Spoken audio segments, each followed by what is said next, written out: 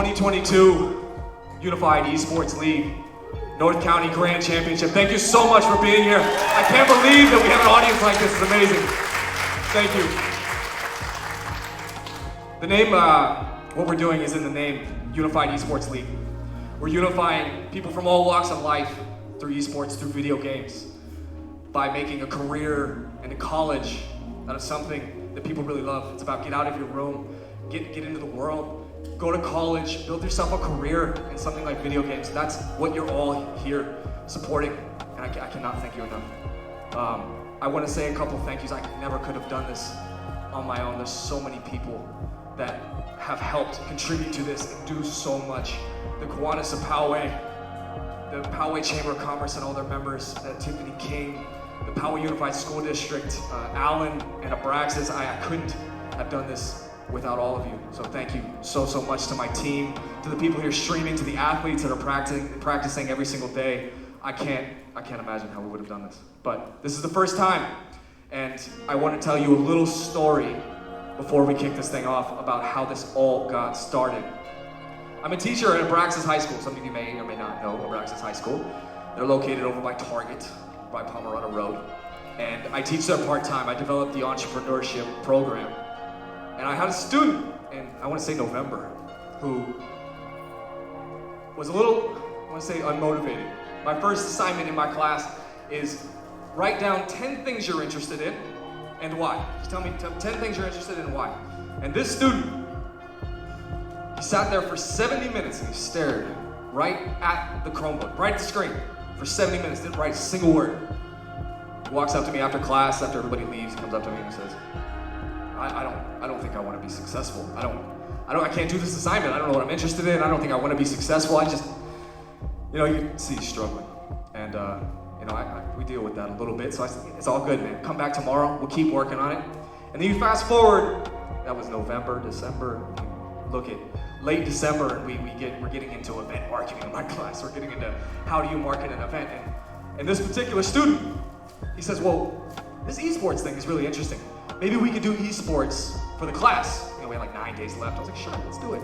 And we built a model at the library in Abraxas. We built a model. How would we lay out the room?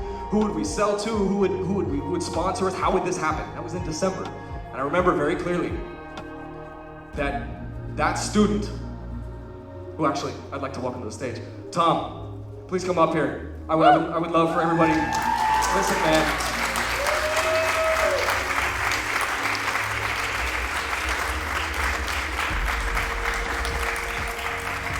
This guy, in November, didn't want to do anything.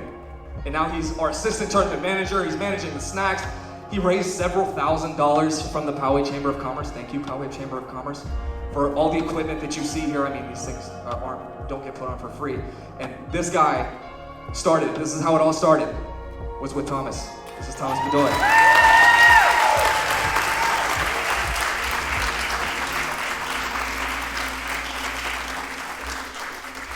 So what we do is we host tournaments for high school and middle school, hopefully in the fall, but high school tournaments. All of the champions here are gonna have a shot at a big trophy. They're gonna have a shot at all sorts of gifts from the community, and they're gonna have access to college scholarships, college scholarships. They can go to school to play video games. They're gonna have access through us to college scholarships that they'll be able to apply to go to a school of their choosing.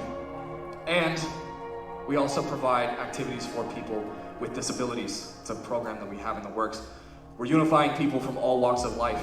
And I think, without further ado, I'm gonna bring out Kuroshi. She will be singing the national anthem for us. As is true with any sporting event, we have to sing the national anthem. So if you would all please rise for Kuroshi. Thank you so much for being here, and welcome to the 2022 Esports Championship.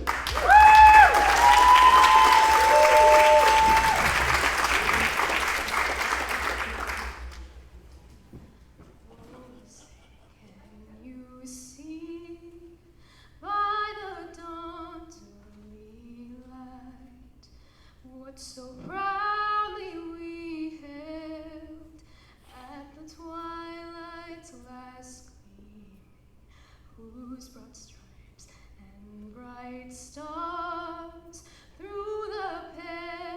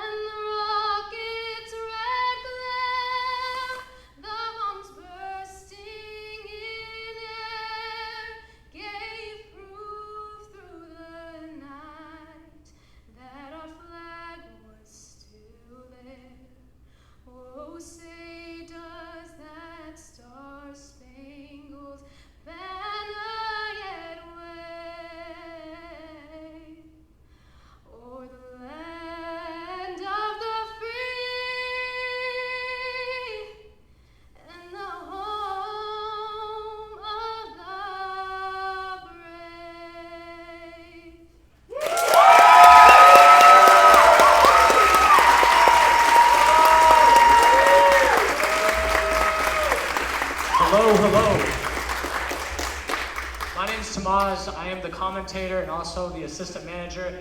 And I think it's time to bring out these players and watch a little bit of Smash. So without further ado, this man has been playing Smash since launch. Still not good at the game. Thinks all of his characters are toxic unless he's playing as them, in which case camping is actually kind of sick and these projectiles don't throw themselves. Smash is not a game of rock, paper, and scissors. It's more like a game of Milton Bradley's Gator Golf. Yeah, it might seem like you're having fun, but at the end of the day, it's all just stupid crocodile gimmicks and a meta that hasn't evolved since 1995. Please welcome Dino Mrakovic!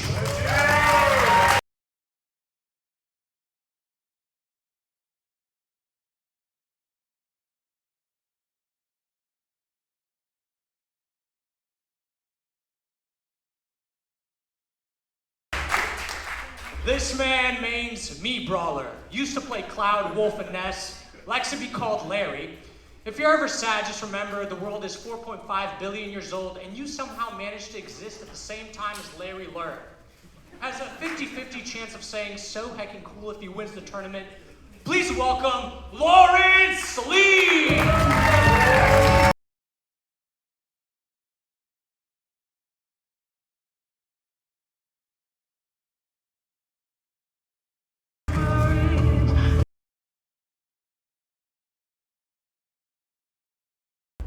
This man plays Lucina and Rob, a simple man whose only words in the bio are, I like Smash. Has won every club saga. Please welcome Michael Fair!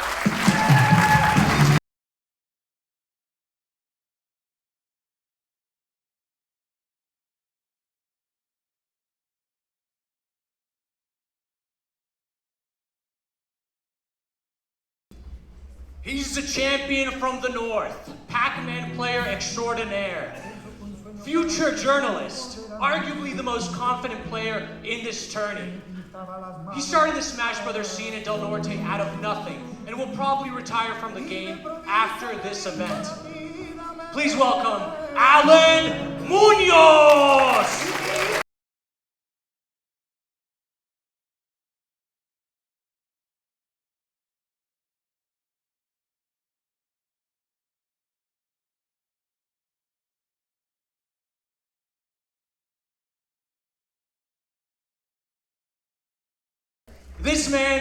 This man needs no introduction, but I'll do it anyway. From Del Norte High School, he means King Deekdidi because he's a literal king. Put your hands together for Henry Blom!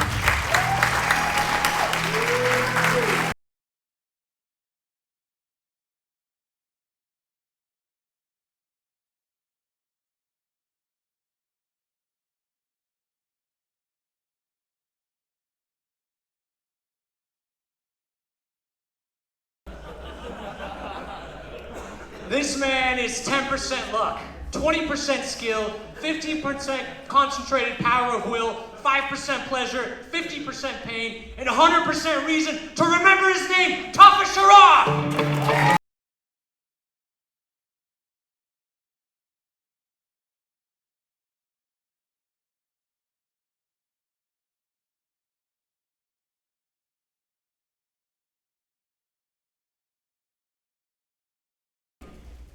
After a few years of absence from competitive Smash Brothers, she's back on the main stage, and she'll give everyone here a show to remember. Please welcome Brenda Sanchez!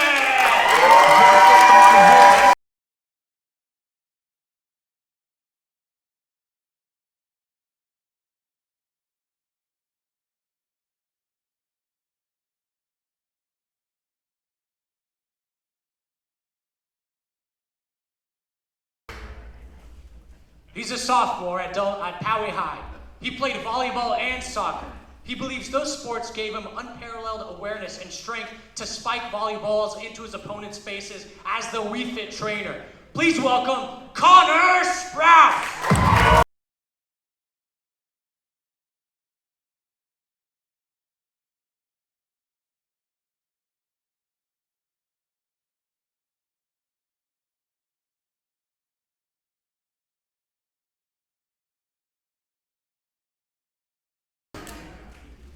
He's a competitive smasher on Saturdays and an athletic runner on the weekdays. There's no such thing as low tier, only low tier mentality. Please welcome Jacob Almanza!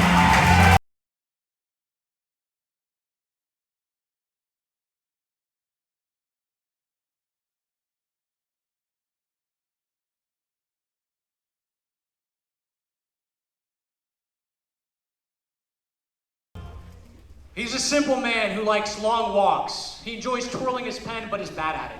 He's literally just another Toon Link main. Please welcome Peter Patrico!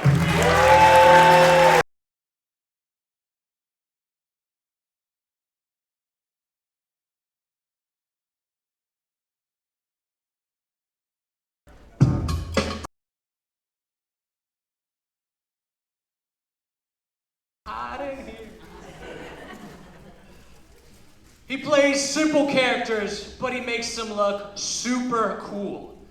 Please welcome Victor O'Donnell!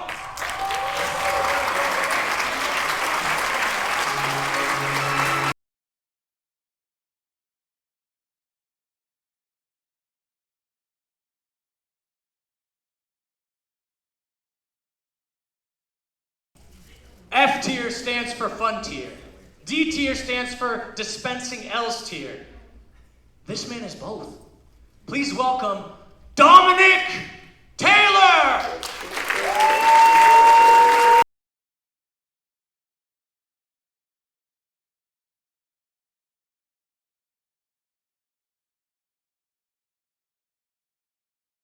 Welcome your competitors.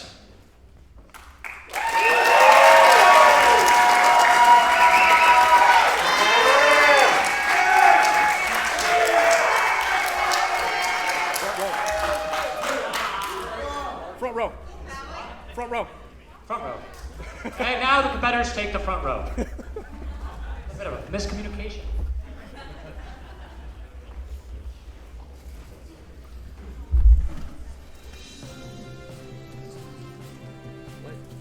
First we have Victor and Michael. Check, check, check. Check 1, 2. Check, check. You announce it. Yeah. Our first matchup will be Victor versus Michael. Victor versus Michael, please come to the stage. Is there like a towel I can wipe that with? No, it's okay. Use some water. Maybe someone peek themselves. Mom, spaghetti. I don't know if I have any. Maybe I'll come back. Right here. Check, check. I don't have anything.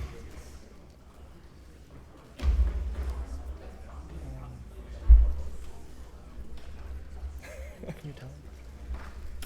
Check, check. I can go wireless. If you want. I can go wireless. There we go. All right, just go wireless. Okay, so some of you may or may not be familiar with the game of Super Smash Brothers. Super Smash Brothers is a family-friendly game where the players get to choose their favorite character from a myriad of different video games. Sonic the Hedgehog, Mario, Luigi, Yoshi, for those of you that know Samus or Fox. These are all characters from other video games that they get a chance to choose. All of these characters, they all have different strengths and weaknesses, and these players, they choose these characters based on their play style. Some are lighter and faster, but when they get hit, they fly further. Some are slower and heavier, but when they hit you, they really hit you. And it's all based on what you like. So each of these players tonight is dedicated, I guarantee you, hundreds, if not thousands of hours learning all of these different characters, learning their abilities, learning their different skills, their strengths, their weaknesses, all of those things. So Tomas and I, will be helping to lead you through this Super Smash Brothers experience this evening. And right now I feel like the players are just going to agree on a stage. Maybe a gentleman's PS2? Gentleman's PS2. That Gentleman's is PS2. Pokemon Stadium 2. That is the name of one of the stages. And a gentleman's agreement. Oh, we have a gentleman's agreement? Is that what that was? It looks like it. It looks like it. That is going to be a simple agreement where they both choose to not compete over which stage is the best, but they choose a stage that they both like. Each stage is a little bit different. You know, some stages offer you extra platforms and extra little ledges. So it could be an advantage, but most of these players don't want that. They want to keep it fair, right? So this is the character selection screen where you see all of the different characters. Each one of those little squares is a different character, and each one of them has a different playing style, a different set of abilities, a different weight, different ways to get back on the platform. Speaking of platform, you want to explain the platform? Platform? So basically, the rules of our tournament dictate that with 3 lives or stocks, and those will appear as little dots below the character's portrait once we're in game, if you could take a look. Once all those dots are eliminated, you lose. The higher your percentage gets, the worse it is for you, because the further you will get launched from any attack. And I think the players are just, are they going in? They're going in. I think they're going in. It looks like we're official. This is game 1. We have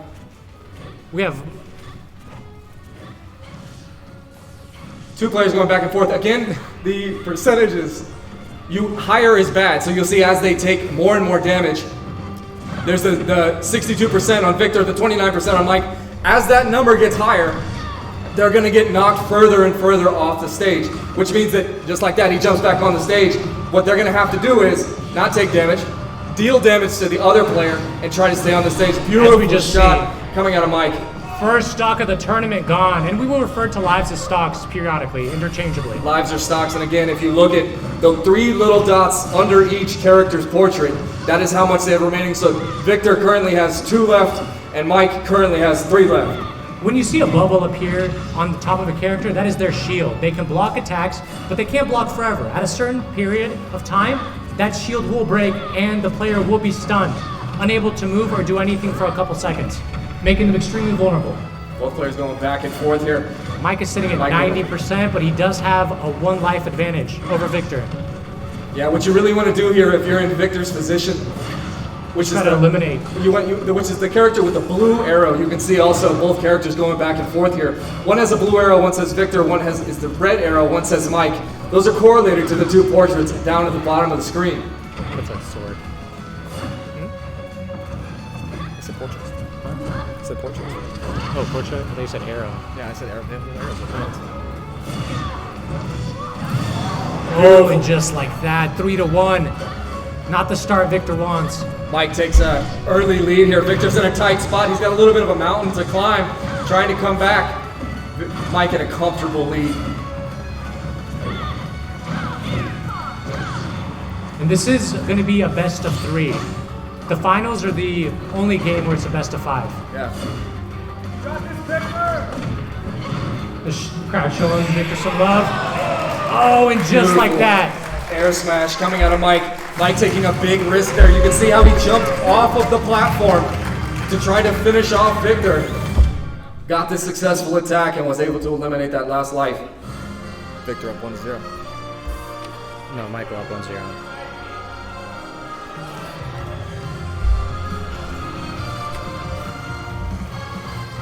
Michael's in.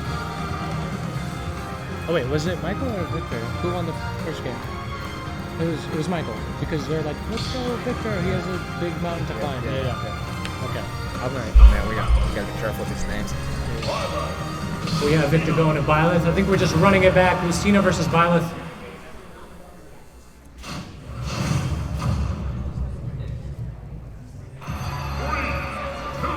Victor on the Byleth, Mike on the Lucina. Both players from the same type of video game, Fire Emblem. And you can see that the play style of both characters. Both these characters have swords, and they're relatively fast. They have a little chain to be able to get back up on the stage. It varies from character to character. Beautiful blocks coming out here. Great combos, dealing some real damage. Another quick start coming from Mike. Has an early percentage lead. He's just not letting Victor breathe. Just constantly attacking. Constantly attacking is right. He's really, you can tell maybe his play style is very aggressive. Able to take a big smash attack there, send Victor off the stage, and take an early life. Mike up here, 1-0 in the series and 3-2 in this game.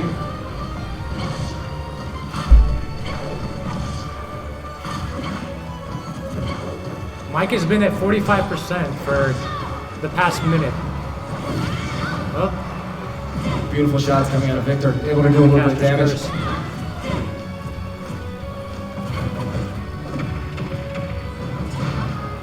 The percentages are finally tied, but the lives are still not. Yeah, what you really want to do if you're in Victor's Victor's in position. danger here. Victor's in a tight spot. Really want to take that life off of Mike and even out those stocks. Takes a little bit of damage, gets thrown up in the air. Ooh, does get punished for missing though. Victor does a good job punishing Mike for missing that attack. Big smash. But Michael just takes that life. Michael takes that life back. We're 0-0 on the percentage. Mike up 1 stock. Victor is a little bit of a disadvantage here. He can still take this match, but he's going to have to do some real damage. He's gonna have to play perfectly and just predict Michael.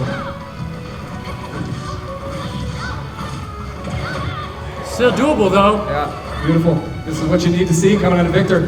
Another combo like that, you know? Grabs the edge.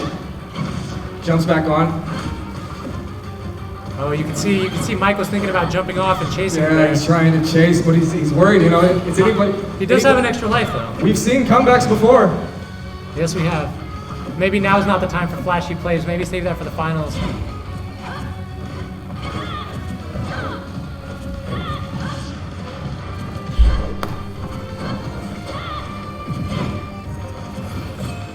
Both players in a tight spot. Victor getting some damage off on Mike. Wants to take that last life.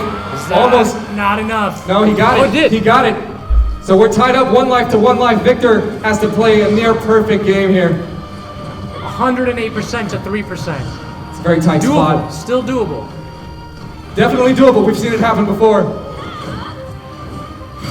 Oh! That one big attack comes out, and that That does is it. game number 1. Mike takes the set 2-0.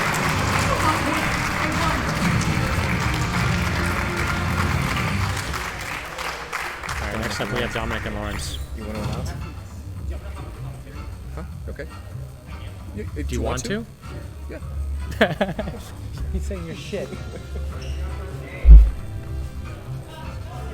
Next up, we have Dominic versus Lawrence. And for those of you that don't know, this is Dino. He's the team captain for Westview. And every once in a while, he jumps in here. Well, most of the time, he jumps in here and he commentates because he knows almost everything about the game. So please welcome Dino to the commentary booth. Woo! Thank you so much, Matthew. Hi, everyone.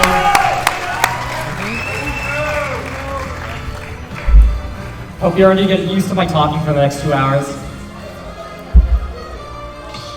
Clearly, Matt and I weren't good enough together. Indeed. Dino just kicks him off. So I guess game 1 for this set, going straight back to Pokemon Stadium 2. Usually in the competitive scene, Pokemon Stadium 2 is regarded as like a very neutral stage. On other stages, some characters benefit more from like the layout than others. But on this one, it's mostly even.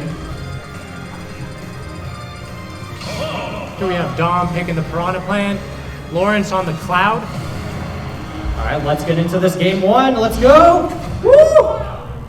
Who would you say has more range in this matchup? Okay, so Cloud has a sword and Piranha Plant has a pod. So I think we can tell who has the range advantage there. The Piranha Plant does stretch. He can stretch with some special moves, but Piranha Plant's gonna have a harder time getting into close range than Cloud. Yeah. Cloud likes to tend to space out his attacks, try to hit Piranha Plant with the edge of his sword, and there we go, that's the up smash, 39%.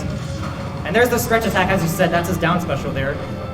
Oh, that spiky ball does so much damage. Yeah. Keep an Lawrence eye really out. wants to avoid it. Keep an eye out on that spiky ball there, it's called Patui. Probably one of Piranha Plant's most important moves because it covers the area directly above him.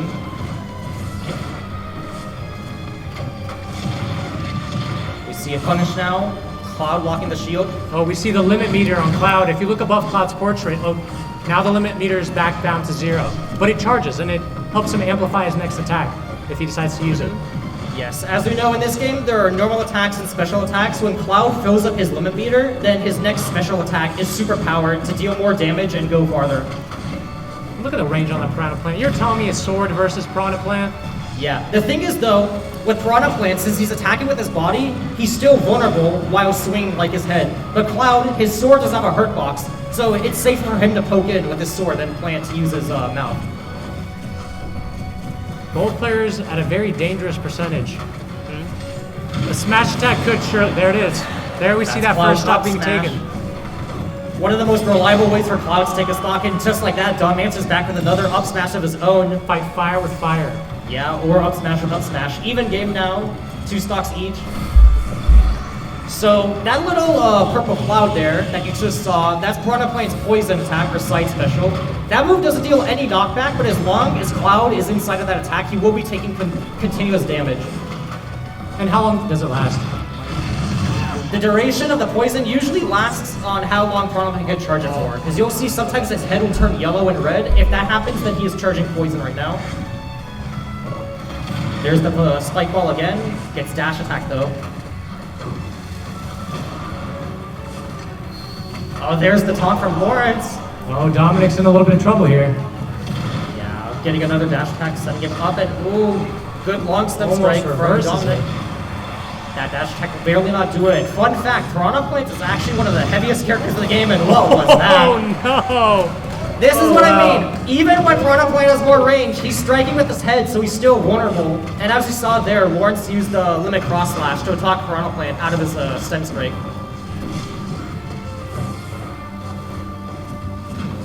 Well, Dom really wants to take this stock as soon as possible. At 150%, you can't let that kind of percentage slide. At higher percentages, one of Piranha Plant's throws, the up throw will actually just kill. Has a lot of knockback, but Lawrence is not right at that percent yet. Yeah, he's struggling to just land on the ground.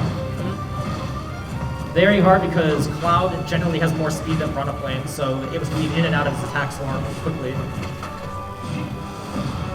At the ledge now. Not enough. The next one might be though with the limit bar, correct? Yeah, the limit. Any limit attack will probably take the game. And yeah, just like that.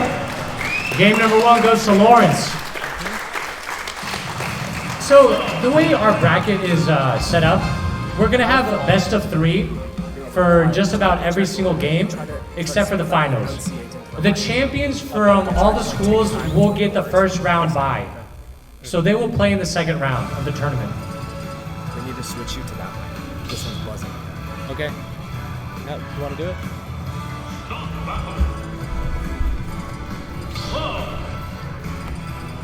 Here, just. Oh, okay. No, just can we do it around? Just take it out this way and put it in And front. now we see King DDD, the character switch for Dominic.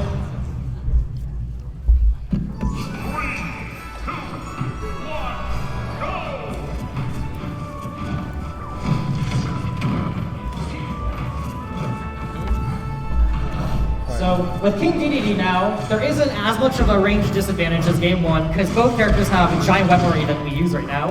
King DDD also has a spike ball that he can smack forward with his hammer. One thing though with this spike ball is that it can actually be knocked back by Lawrence's sword. So they can kind of like play a game of ping pong with the sword, or with the spike ball. And DTD is a very hard hitter, and he's extremely heavy too. Yeah. King DDD falls under the category of a heavyweight fighter, where he's a heavy fighter, big body, does a lot of damage with his attacks, but it's easier to combo and hit him and snipe him with attacks because of his large frame. Ooh, oh, the jet hammer! That was yeah. beautiful. Typically, the longer it takes to charge an attack, the more damage and knockback it'll do. And as we saw there, that down special with the jet hammer, Dominic charged it for a really long time and then got the hit on Lawrence and took his stock. Oh, and there we see the spiky ball getting reflected back. Yeah, the spike ball or the Gordo. Oh, not enough. That's unfortunate. You hate to see it. Unless you're Lawrence. Yeah, Lawrence has it pretty good right now, having the stock advantage from that SD or self-destruct.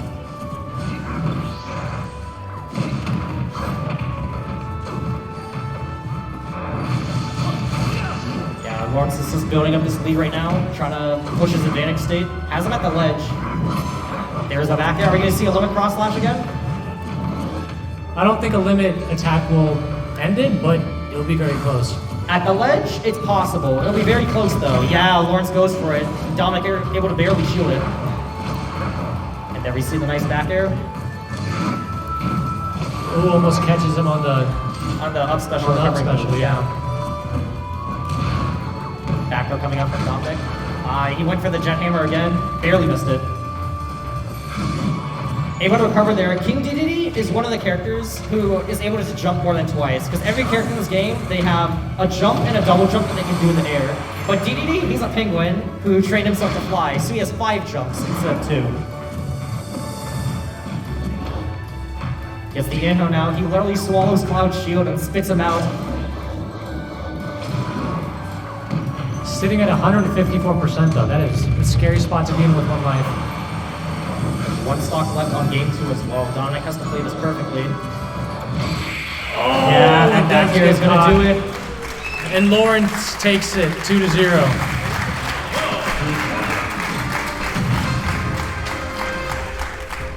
Another clean 2-0 from Westview. Let's get on to the next match. Next up we have Connor versus Tafa.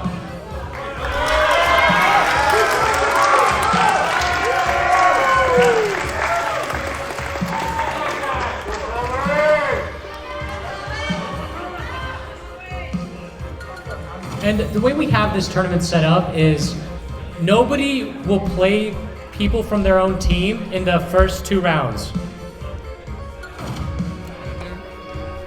So you'll only meet a teammate in the semifinals. So these players have never played against each other. And once again, game 1 at Pokemon Stadium 2.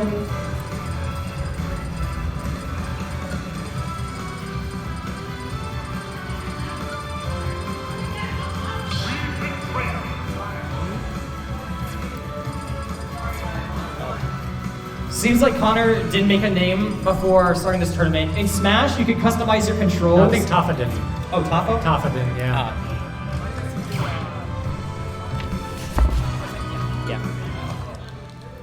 So what's happening right now is that Tafa is setting controls for their name. They're setting a new set of custom controls that's saved under their name. So that's why in the menu you can see our players changing their names to access that set of controls. And this is an important thing because think about race car driving. You're comfortable with your own car. If you get a new car with a different steering wheel, you know, it might take some time. You know what you're supposed to do, but you might not be able to do it. Yeah, it's very important that in a game like Smash, where even the slightest mistake can cost you, you have the correct set of controls so that you don't make a mistake on accident. Thank you, thank you. And we're gonna see Connor running the Wii Fit trainer and Tafa going Steve.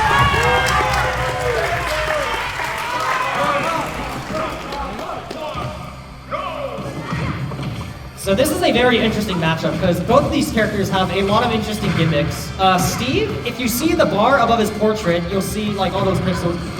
That's his material bar. So just like in Minecraft, Steve needs to mine for resources so he has access to certain attacks, such as his side special and down air. And as we can see, Wii Fit Trainer just has a bunch of yoga poses, throws the ball, meditates. Yeah, and this right there, what Connor just activated right now, deep breathing. With deep breathing activated, you'll see like Wii Fit Trainer glowing pink. All of her attacks have a slight damage increase, and she also moves faster. So a lot of this matchup is going to be Steve getting his materials and Wii Fit Trainer having deep breathing. Oh, gets caught by the TNT. There's the TNT there. A really good way to cover the ledge with the TNT block. Steve really excels at keeping his opponents in the corner. And we see the jab train now. Deep breathing also heals. Yeah, deep breathing and sun salutation heals Wii Fit Trainer for a little bit, but it's like barely 1%. It doesn't make much of a difference. The soccer ball barely misses. There's the down air. Gets spiked. Normally when you grab ledge, you have invulnerability, so your opponent can't just down air you like that. But if you drop off the ledge and then re-grab it, like Tafa tried there, you don't get that invincibility back. The game is virtually even. It's anybody's game still. Yeah. Wii Fit Trainer does have the sun charged up. Yeah, she does have the sun salutation, a projectile that she can charge, and she also has the soccer ball that she can spike. It's gonna be a little bit tricky for Tafa to play around Connor's projectiles. Oh, barely misses that. Very smart, because Steve, on top of being able to mine for resources, he can also place blocks. And as we saw earlier, Tafa built a block while he was in midair, and then stood on the block to shield the sun salutation attack. Really smart play there. There's a forward smash now with super strong attack.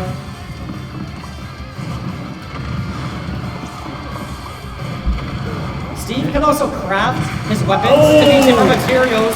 So right now, Tapa has stone tools, which are not even the strongest. Steve can go all the way up to diamond. And you see the little blue thing next to the gold ingot on Steve's portrait? That's a diamond right now. There's the back air, literal even game. And here we see Steve crafting the diamond. He has diamond tools now. All of his attacks have a 1.35 times damage multiplier. So Steve is going to hit really hard. This is the Magalock, gets another one. 27%. Connor has the ledge right now, 62. I'm telling you, 2 hits and he went from 20 to 60. Ooh! That is game number 1. Connor with the 1-0 lead. Isn't it nice when the players have their names? Yeah, right there? it's very convenient, I must admit.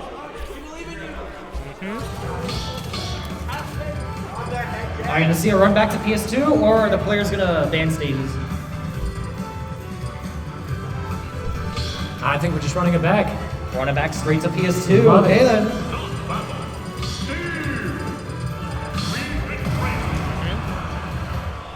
We're just running everything back.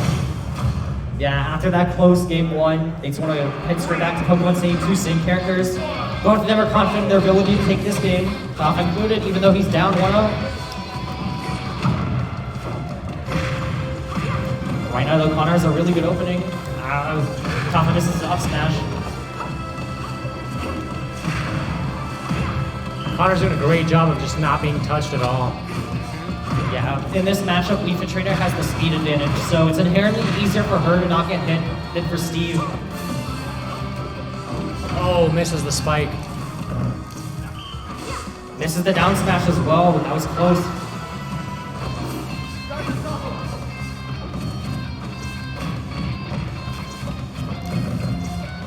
Now we can see shield pressure being put on. Top trying to get a combo started. 39%.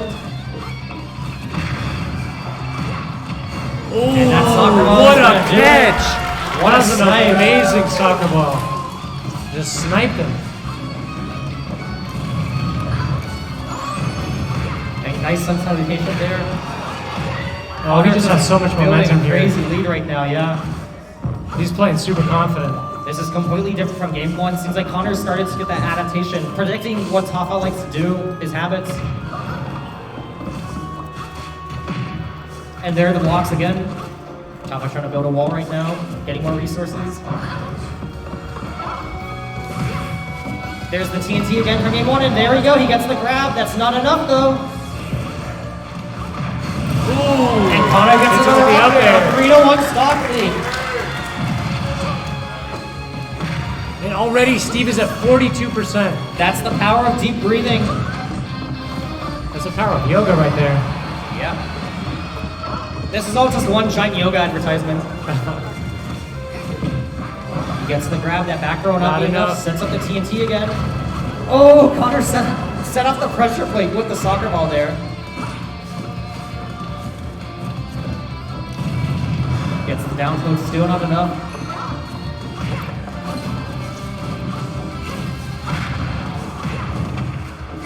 Surely this isn't going to be a 3-0. It is! Not Oh, yet. not yet. Can he make it Can from he- there? No. Wow. Connor with the 3-0 stop.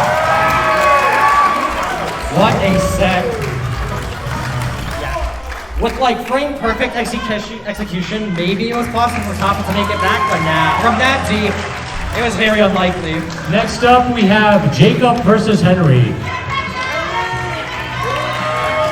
Go the other way. Go the other way. There's like no space here. Huh? Yeah. In the back. Can you hold this? What's up?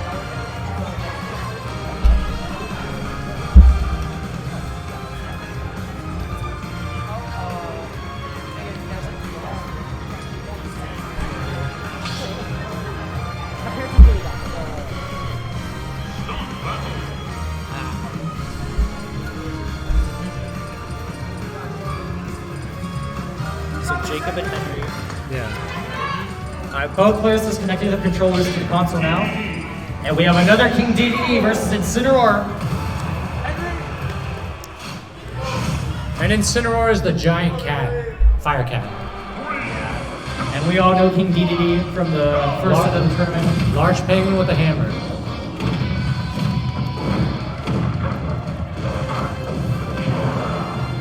Jacob off to a quick start. Henry though catching up percent already. King DDD needs only a couple combos though to catch up. Right, yeah. DDD, most of the time, he gets more damage from just one hit than some characters do from an entire combo. And occasionally throughout the match, you'll see Incineroar strike like a pose almost, and then counter an attack. That happens because he activated his revenge attack, where if he has revenge activated and then he gets hit, he'll actually absorb the power of that attack, and then his next move that he lands will be powered up. Oh, beautiful catch. Almost kills him. If he was on the edge, that would have been it. That would have been a stock. He gets the inhale though, trying to run off stage with him. Are we gonna see another cheese? And there's the revenge right now. You saw Jacob got hit by the spike ball. Oh, wow. Good ledge trap from Henry though. When a character spawns after losing a life, they are immune to all damage for a little bit. That's why we see players jump off the edge and just.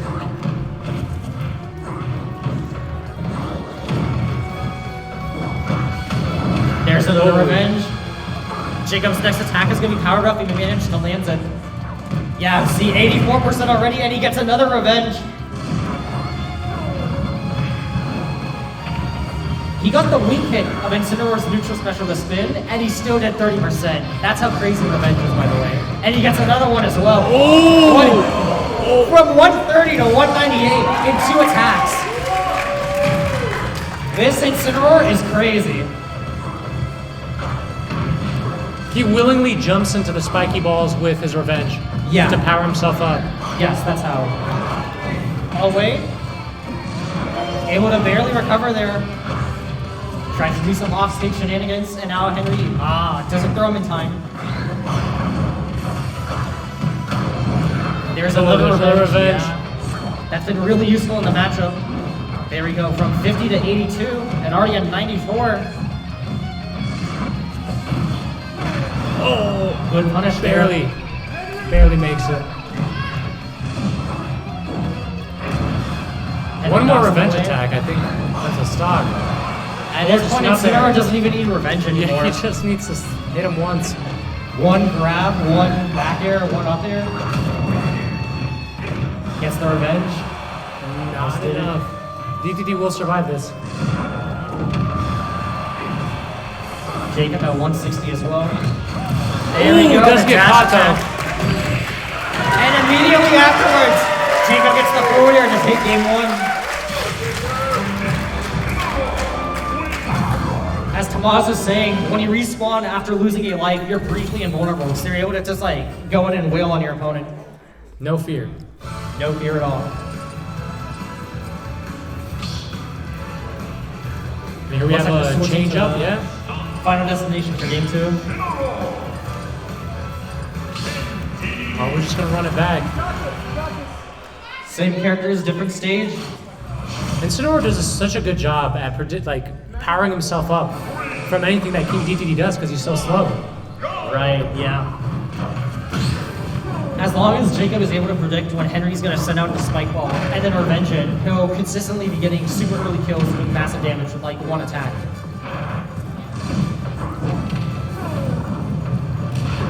Throws him off stage. And Henry has changed it up a little bit. He hasn't been throwing the spiky balls as often. Yeah, Henry has to be more careful now because Incineroar has been getting so much extra credit off of just countering the spike balls.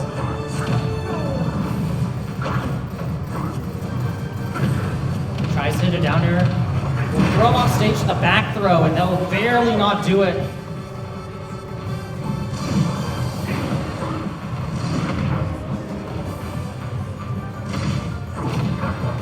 The armor for DD's up special coming in clutch. Yeah, oh, there's the revenge. There's the spiky ball. Wow. The next attack will send him to space. He doesn't even make it.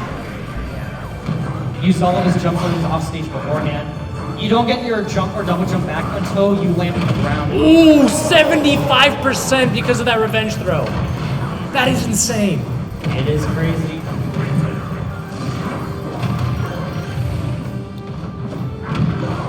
Right now, Jacob's just running away with this lead. An entire stock ahead. Looks like he's about to get the second one as well. Yeah, there's the revenge. Barely misses his side special command grab.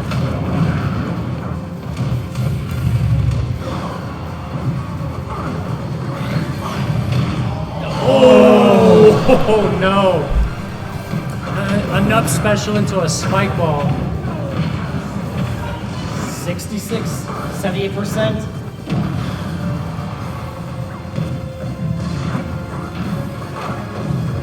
See another punish there.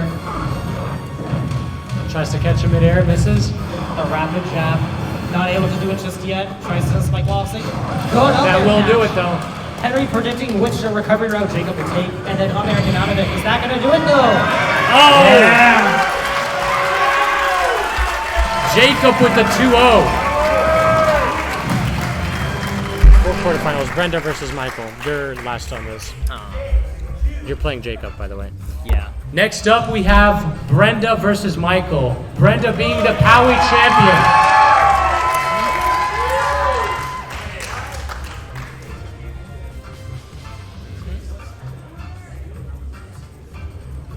And Michael.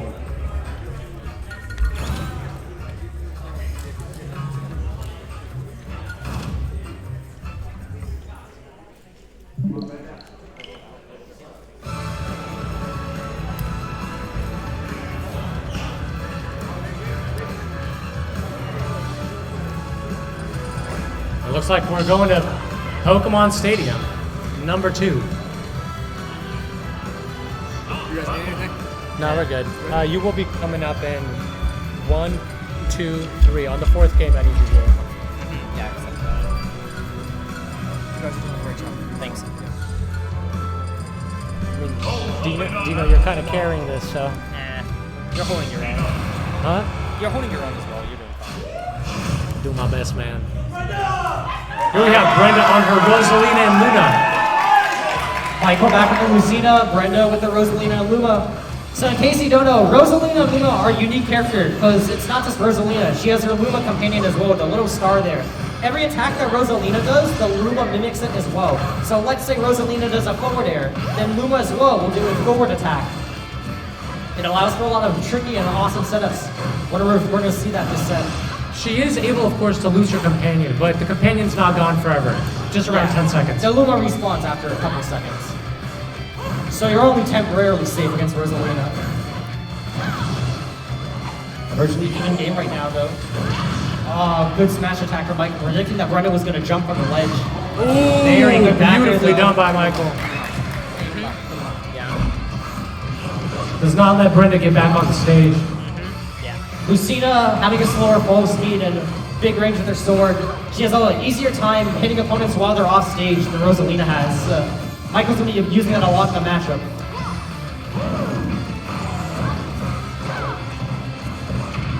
Once again, Luma's gone, but not for long. Michael's really going to want to capitalize on this. Yeah. And there we go, the Luma's already back. Not only does Luma mimic the damage or the abilities, she can also take a hit. Yeah. Especially against characters with projectiles, Luma can sometimes act as a meat shield. Not really in this matchup though, since Lucina has a sword. And there's the back air Brenda combo. plays aggressively. Now I said that Lucina's good off stage, but Rosalina too. I mean, in the hands of these players, I feel like anything is good. Yeah, good tech though. Oh no. Rosalina's up special. The momentum, the way she goes, depending on is where she's facing before she uses the move. Unfortunately, Brenda was facing towards off stage when she used it, so she drifted to her death. Right now, though, Michael has a really comfortable lead, 24-32, and 2 stocks to 1. Michael's playing so aggressively here. Yeah, even with the lead, because usually when you have a lead, you can just sit back and wait. But Michael's just going in. He's not trying to time this game out. He wants to take 3 stocks. If you notice the timer on the top right screen, if that timer reaches 0, then the player with more lives wins the game automatically. And if both players have the same amount of lives, then whoever has less percent on that life. Tries to get a forward smash. Michael blocks it though. Gets a downwards attack.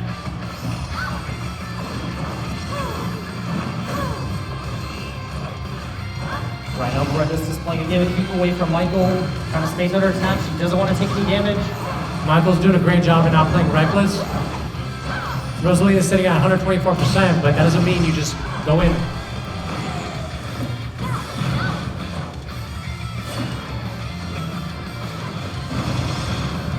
Gets the forward air, sends Michael off stage. Doesn't have the Luma though, so she can't really trap in that ledge. Luma does come back though. Now Luma's here, and we're gonna see. And Luma's back out. Nope, Luma's still alive. Getting right up from ledge. Michael at 141, starting to play a little safer.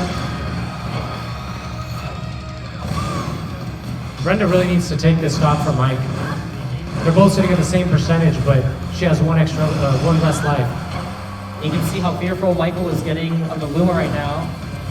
He's making it his utmost priority to get rid of the Luma before going into swinging at Brenda herself. We're down at 2 minutes. And there we go again. Brenda catches another jump on the forward air, sends Michael off stage, and that up there is going to do it. Game number 1, Michael.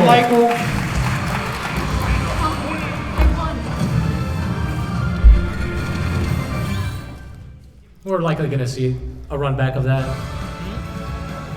Most likely, or most definitely, run back of the same characters, but maybe the stage choice is different. As you see, both players are talking right now, probably doing stage bans.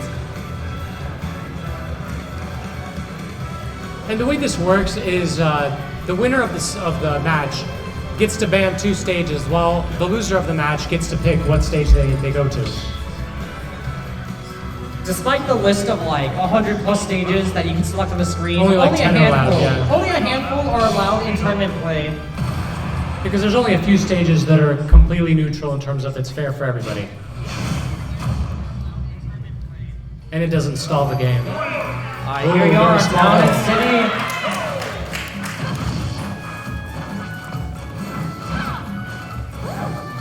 As we can see, the layout of the ledges is a little different here.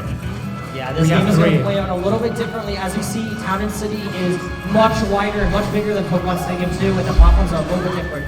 Those 3 platforms you see at the top of the stage, periodically they will move away and the stage will become completely flat. And yeah, as you see, they are moving away right now.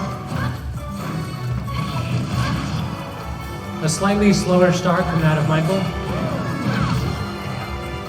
Both players know what the other is capable of. They do not want to make a mistake against the other, or else that would be a huge disaster. Yeah, you definitely don't want to overextend. And does the star do more damage when it's red? No, the star, sometimes its color will change, but that's only for cosmetic. All the stars are the same.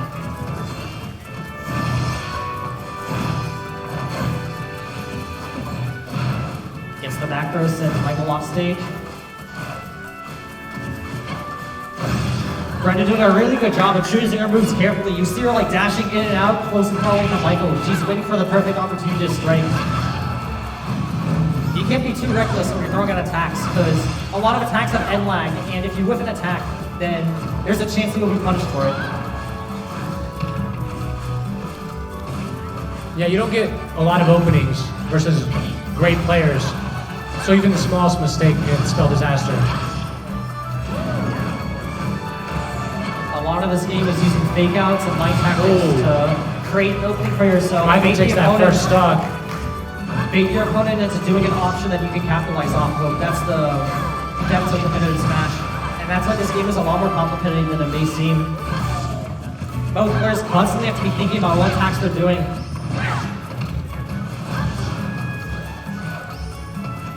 Right now though, Michael has been building up a lead. Not only do they have to think about what they can do, they have to know what the opponent can do. Right, they have to take that into account, so Michael here was setting his ledge off him.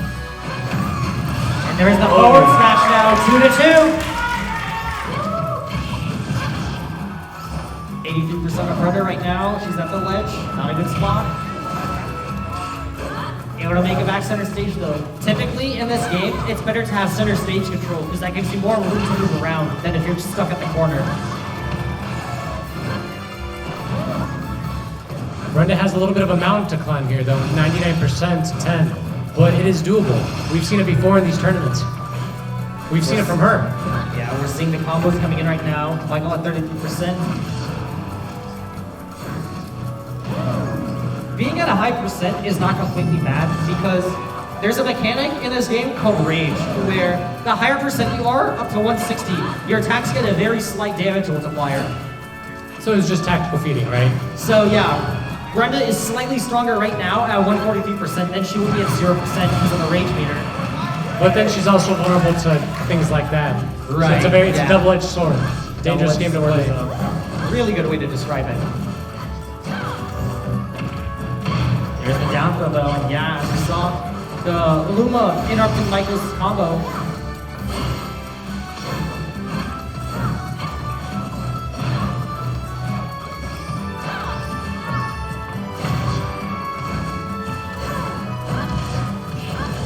Michael just leading in and out of Brenda's burst zone to try to get an option punish. Neither player is really throwing combinations. They're just kind of poking each other out a little bit. Right, yeah, they both have to play super safe, especially Brenda. Ooh, good combo there from Michael. There's the spike. Oh, this is really close. 70% is barely anything. This could be 70%, this could be made up in one interaction. Oh my, almost spiked it down. And no shot. Oh, wow! And Brenda ties it 1-1. If anyone can do it, it is the Powie champion. Really smart down air from Brenda. What probably happened was that she down aired Michael right as he burned his double jump, so that he couldn't use that double jump again to recover.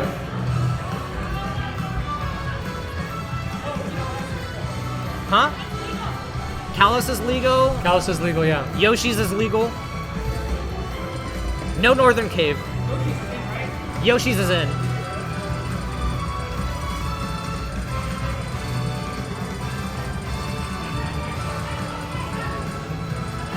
The stage choice for Game 3 is going to be super important right now, and Yoshi's story.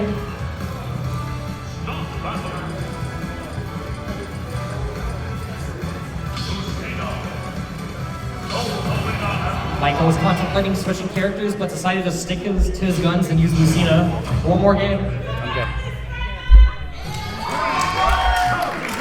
Here we have the final game of this set.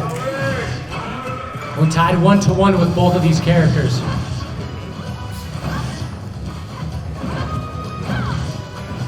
Well, this map is a lot smaller too. Yeah, smaller than Town and City, and with the 3-platform layout, it's easier to juggle your opponent in the sky, because in this game, it's kind of difficult to fall through the platforms and like weave around them. And those platforms are permanent. They don't get out of the these way. platforms stay. It's not like in Town and City where occasionally they'll just leave. Brenda gets the forward air right now, almost gets another one. This map is so aesthetically pleasing. Did it break? I think. Did you press the bottom? I didn't press the bottom. Hello, check. Yeah. Check. It should be working. Try it. Talk into it. Right now, basically an even game again, 89-84. This first stock will matter a lot though, because it determines who plays offensively and who plays defensively for the next leg. But even with Michael having the edge, last game he was still playing very aggressively. Oh, jukes out. We're starting to see a slight change in playstyle though. Both players are taking a little bit easier. And that is stock number 1. Brenda using the Luma to predict where Michael would land and then up smashing. As we saw there, the Luma mimicked the up smash attack of Rosalina and then sent Michael to the skies. That back air though is not going to do it quite yet.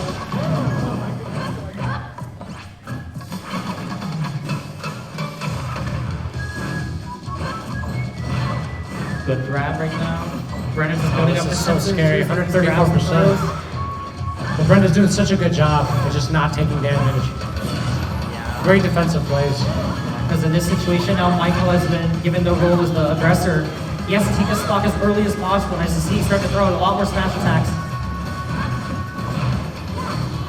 With Luma gone, now would be the time, but he just can't seem to land anything substantial. There's the As I just say that, all right. Commentator's curse.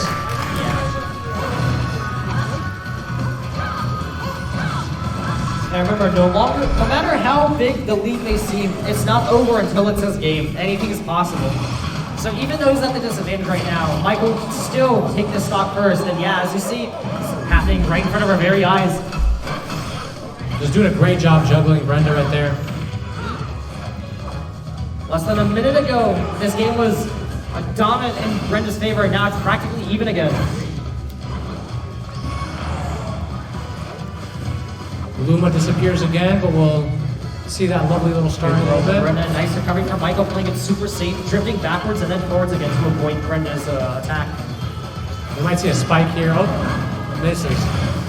Oh, that dagger's gonna do it though.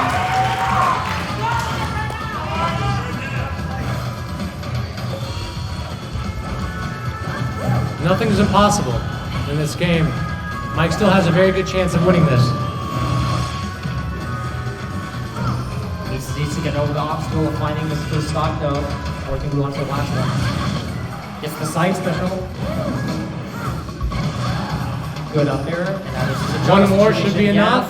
One more. This is probably why Michael chose Yost to get the juggle, and yeah, once again. What happened right there? Once again, we saw this happen in game 1 where Brenda was facing the wrong way when she used her up special. So she was sent to the opposite direction from where she wanted to go and just couldn't grab the ledge at the time. This game is so close. So close. Yes. Both players on their last life, possibly of the tournament. Both players are one stock away from being sent to the next round or being sent out of the tournament. So they have to play super careful right now. Smart grab from Michael, sending her off stage. Good forward there, hitting Michael away. He tries to get a combo though. His execution wasn't perfect. Gets a forward, sends Brent off stage. Oh, doesn't get a punish that juggle. enough. Gets the neutral air. Tries to go for a kill confirm, barely missed it. Now Luma's back. And now Luma's gone. This is really dangerous right now. Michael is off stage and he does have a jump. He's able to hit the Not enough! down to the wire.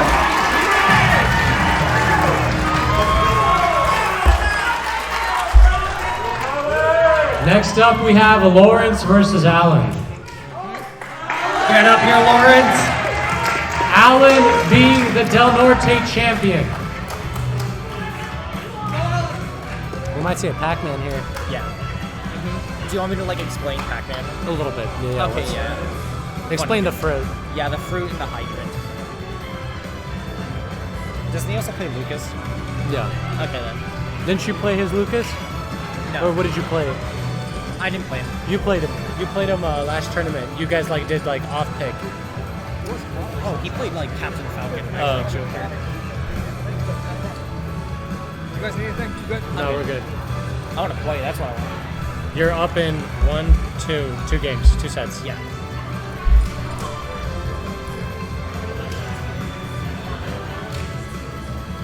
I think both players are doing bans right now. Maybe we'll see PS2. Little suggestion from the commentator's box.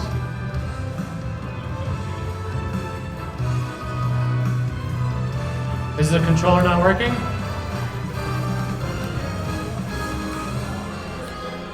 What's up? One of the people in the crowd has a pro controller that's connected. There's a pro controller that's connected to the cursor.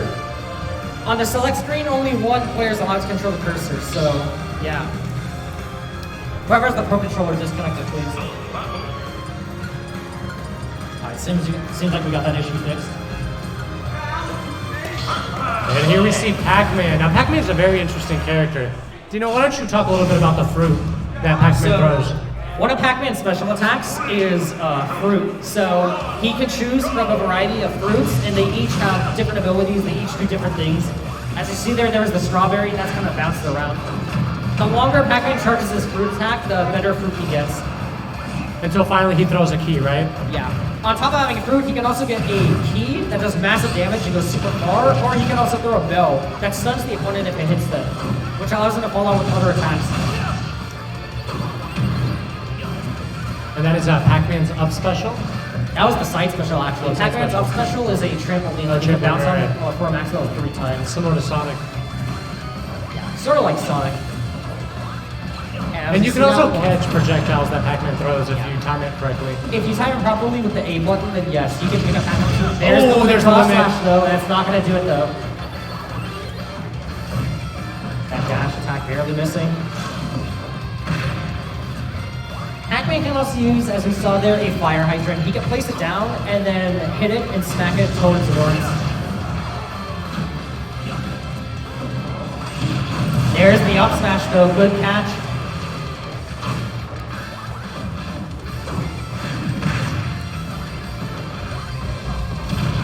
Right now, Lawrence is just trying to pick for Alan, look for openings where he can push his advantage stage. Once again, he has a limit. This is very dangerous for Alan. As we saw there, that was the neutral special limit version of that. Limit the late beam, where he's Lawrence hit on a super powerful projectile. Rather than the green one, it was the super fast blue one.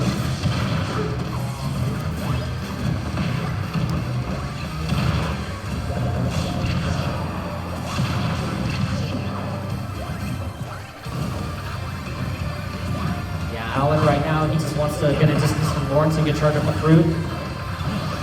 There's the bell right there. If Lawrence gets hit with this, he will be stunned and Alan will follow up with another attack. You lose the bell though, and Lawrence gets limit again. There's the limit blade beam. And Lawrence has such a comfortable lead here. 97% to 90, 3 lives to 2. Yeah, Lawrence has been slowly building up his lead right now. This is his lead to throw. Patiently. Oh, there's the stun. Tries to get a fancy combo there with the bell into side. Oh, and gets up smash. 3-1. If anyone can come back from this, it is Alan, the Del Norte champion. Oh, Lawrence tries to go from a cross slash to limit cross slash. If you notice the difference there, the first time he used the cross slash, it was yellow and hit by slowly, and then that second one was super fast and blue. Alan sends him off stage though with the throw, has him at the ledge.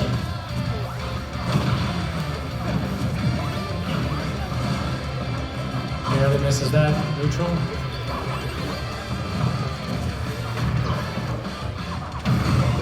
There's the down air, able to take the first stock. We see that first stock gone at 150%.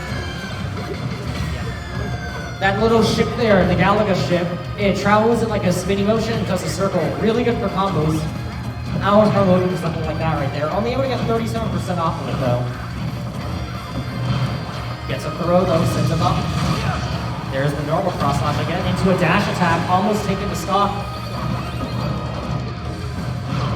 Throws Lawrence off stage, leads to the big. Oh! Ooh, almost self-destructs there. Barely makes it to the ledge.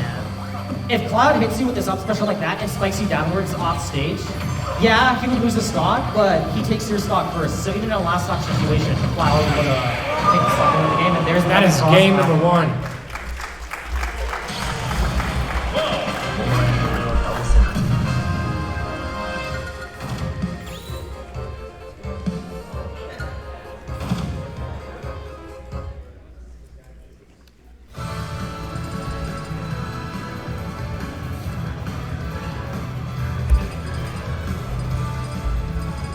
And players are currently deciding on what stage to pick.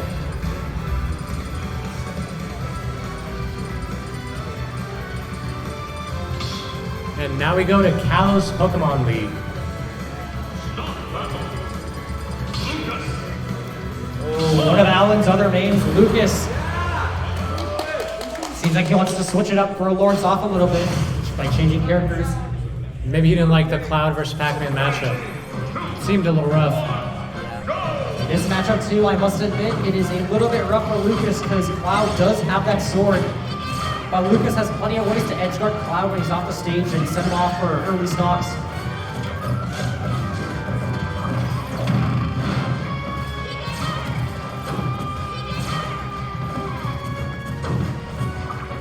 So Lucas, he's from a game called Earthbound. He has psychic powers, so you'll see him throwing a lot of elemental attacks, like PK Fire, which he does. He also has PK Freeze, which is an ice attack, and PK Thunder. That little blue spear there that he did for like a brief moment, that's not the shield, that was the PSI magnet, which can absorb projectiles, and good cross slash there from Lawrence. And it does heal you if you absorb any projectiles. Yeah, Lawrence has to be a little bit careful because Lucas can absorb the sword projectile that Cloud throws out and then recover health from it. Another PK Fire. Lawrence does a good job of blocking it. Trying to juggle him at the ledge right now. Lucas is lighter than Pac-Man. Yeah, Lucas is a little bit lighter than Pac-Man. Pac-Man's more of like a middleweight character, while Lucas is on the slightly lighter side. That back throw though is going to take the first stock.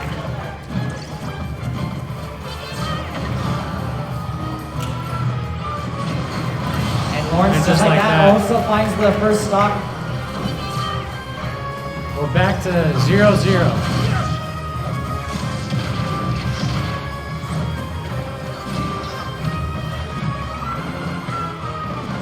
Right now, Lawrence kind of has Alan trapped in the corner. Oh, really good weaving in and out of Alan's grab. He does use the limit there, so he won't have limit for the next attack here. As we see, Cloud is slowly charging the limit with every attack that he lands, and also when he uses his down special to charge the limit. You'll occasionally see Cloud strike a pose and start glowing, that is him charging his limit.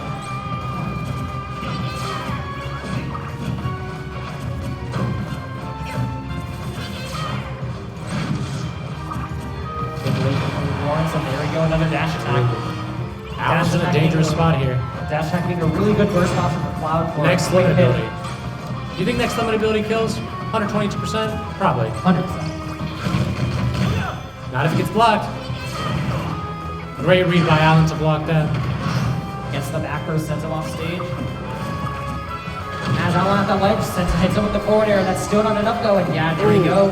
Alan absorbing the late beat from Lawrence and recovering health from it. Lawrence recovering higher than Alan expected. As you saw, he went super low in the stage to try to get a down air.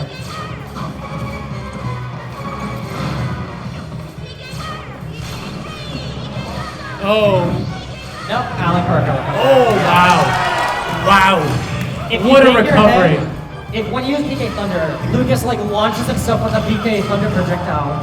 Normally you can only do it once, but if you bake your head in the surface like he did, then you can do it again. Nice recovery from Lawrence though, waiting till the very last moment to use his up special.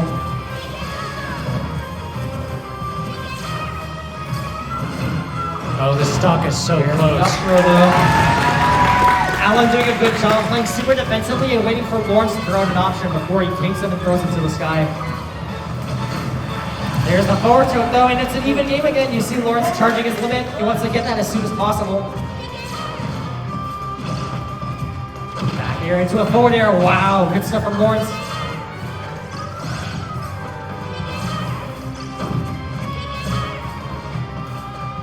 Both players kind of just jumping around right now. Lawrence trying to hit another back end. There's a forward air. Limit's fully charged. Oh, limit cross slash. He recovers just barely. Really good recovery by Lawrence there. Misses the dash attack against PK Fire in response. Hits it with a back air that time. Oh, really good down smash from Alan. So close. Really good recovery by Lawrence there, saving his jump and then hitting with the first of his up special. Wow! Wow! A PK Fire kill. We're tied 1-1. Game 3 will decide who moves to the next round. Do they buff the knockback from PK Fire from previous games? I'm not sure from previous games, but I think in like one patch it may have gotten buffed a little bit. Because it feels like there's like a... There haven't been patches for this game since like early 2022 when they added Sword. It looks like Game 3 is going to be on Final Destination. So this stage is going to be perfectly flat. There are no platforms to influence the interaction between characters, and Lawrence switching to his wolf. Here we see the wolf.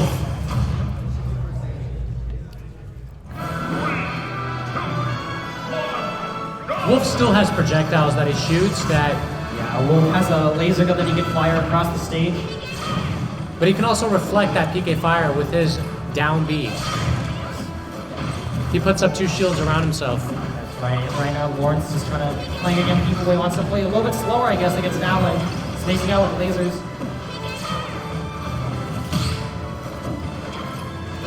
Barely misses a grab, though. Big 2-hit combo from Alan. Right now, Alan's doing a really good job of spacing these PK fires out, predicting where Lawrence is going to go, and then sniping him with those PK fires. Barely able to cover there with a Wolf Sight special.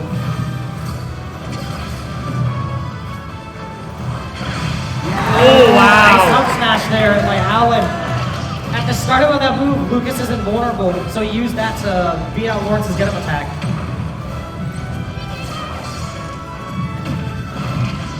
Good back throw. Here comes the forward smash. Barely misses it though.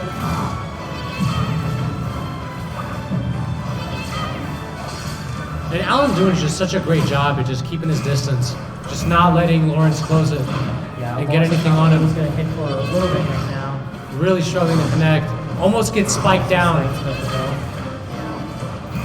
At the peak of that side special, he can actually spike the opponent. If Lauren got that hit, then that would have been an early spot taken by him. There's the up special though, using it on stage, something you usually don't see. Ooh, there's the forward smash, beautiful that won't do it smash. just yet.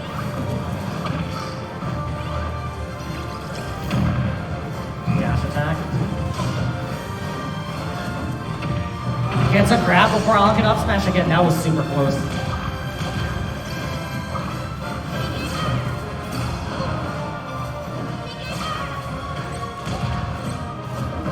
I think Lawrence wants to hit a forward smash. I don't know about you.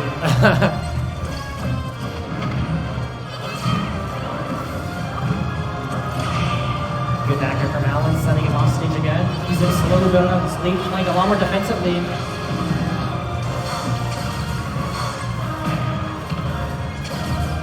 Tried to predict Lawrence rolling to the left from his combo, but instead Lawrence rolls to the right, so he's able to escape that. Oh, misses it! What a whiff! Takes the punish and losing the stock for it. This is looking really good for Alan right now, I'm not gonna lie.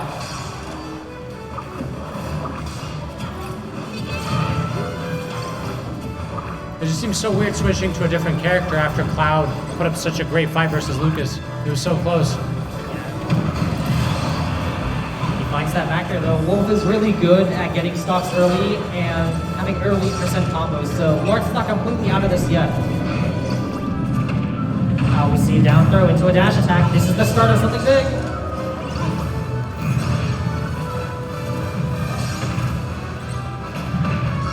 Gets the jab. There's the back throw coming out.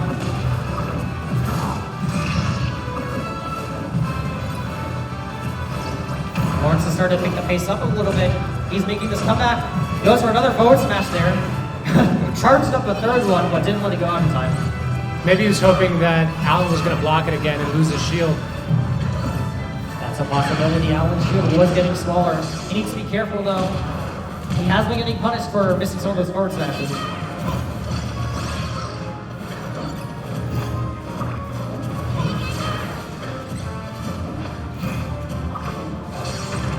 Gets another laser, just trying to add up a little bit of percent.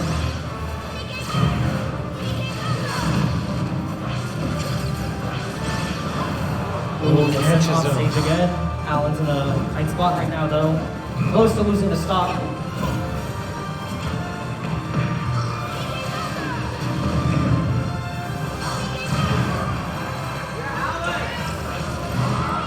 And there it is. And just like that. Alan takes the game. Set and match. Next we have Peter and Connor, and then you come in. Next up, we have Peter and Connor.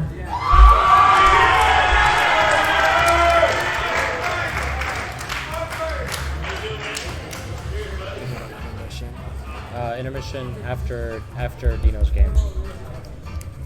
Because then we'll have one, two. Wait. For third place. Right. So 2 more games and then we'll semifinals. Yeah. So in 2 more games, we're gonna take a brief intermission. So we have this match, and then we have Jacob versus Dino.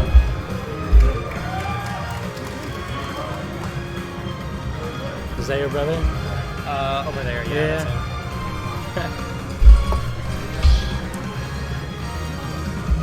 And once again, Pokemon Stadium 2, Game 1. Can't go wrong with it.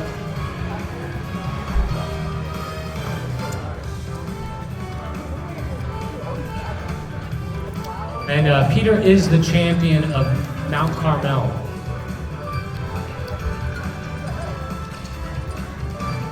Same kind of controller issue there. Got that taken care of.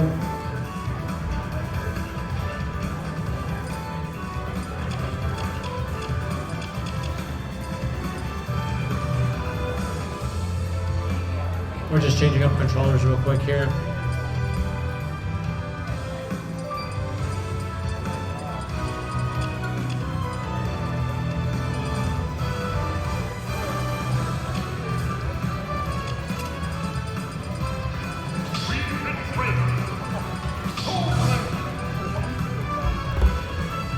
And here we have Peter pulling out this good link.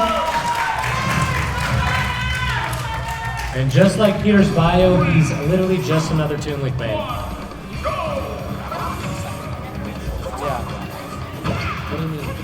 So Toon Link, he's a zoner character who has a lot of projectiles. He has a boomerang, he has a bow and arrow, he has bombs, he's with the hook shots.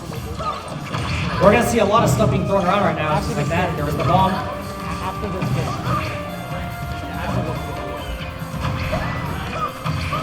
Oh, Peter doing a great job racking up all that damage. Just keeping Connor off the stage right now. Connor trying to get the spike ball, soccer ball. And there's Deep Breathing activated. Wii Fit Trainer's so quick. Wii Fit Trainer is like a mid-tier character. She's good, but she does have weaknesses. And we can see Peter really exposing them here. Oh, barely missing the that's forward so smash close. punish. It's really tricky for Wii Fit Trainer to get in this matchup because she has to respect the sword there. Wow. Nice forward air by Peter. Catches the bomb. If you don't throw it fast enough, it does explode. Yeah, it explodes when it hits a surface or a player. But not if it hits a shield though. There's the dash attack to punish the missed up special. A nice soccer ball. That's not how Fusion's gonna do it.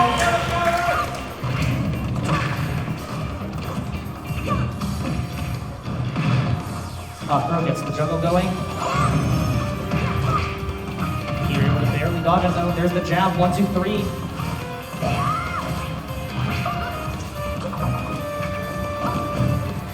Misses the forward smash there. Connor's able to get a punish off of that. Gets grabbed and tossed. Almost saw a down air spike there. Oh, very dangerous for Peter. Little baby sun. There's another soccer ball spike. The sun salutation is really tricky for Peter, but he makes it back.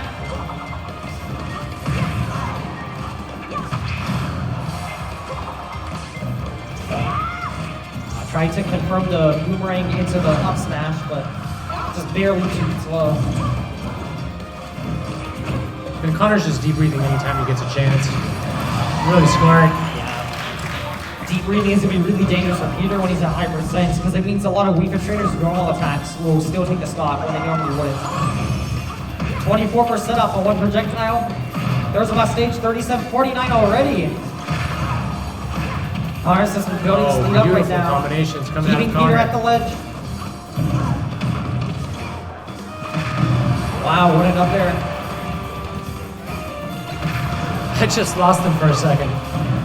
Catches the ball, counterattacks him. Wow. Not enough. Not yet. Still survives. There's the soccer ball. And that does it. Oh, that was Game it. number 1, Connor. Now let's try it together.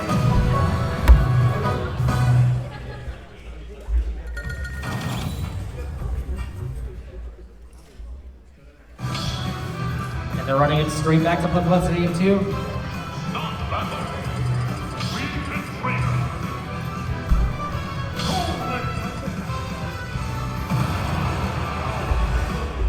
Same characters, same stage. Peter had such a good start in that game. Right, yeah, but then Connor just Connor started just to closed the adapt. distance.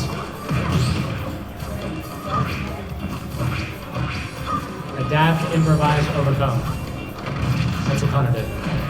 Right, so right now we see a very smooth combo from Connor right now. Already Peter at 56%, Connor 52, 74. Peter gets up there though. For now, there's our even%. Connor misses the grab. He accidentally turned his character around when he's trying to grab Connor's Peter's shield. When your shield is up, you can block attacks, but you can't block grabs. Quick sort of like stop a game from of rock, Peter. paper, scissors. Shield beats attack, grab beats shield, attack beats grab. But of course, you know Smash isn't like a game of rock, paper, scissors. It's more like Ridley's Gator Golf.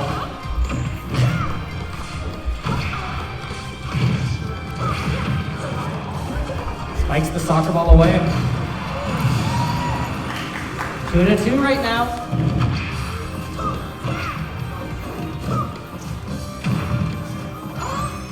This is the sun salutation. Gets a forward tilt though.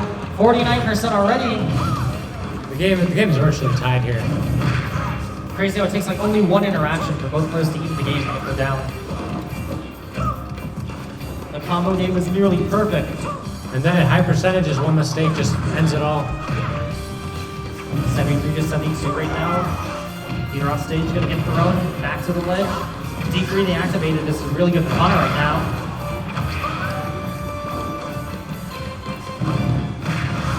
Spin forward air. 107 to 106, virtual even game still. Peter gets an up air that's barely not gonna kill. One more should do it though. One more up there from Peter. Connor has to be careful. I will do it. There's a dash attack though. Peter's sitting at 134%. Oh, really good down tilt from Connor there.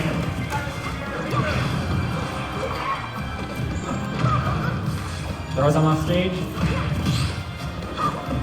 Carries the soccer ball. Oh, really good dodge. Read that Connor was going to use the sun salutation, so he did a spot dodge to avoid it and then punish.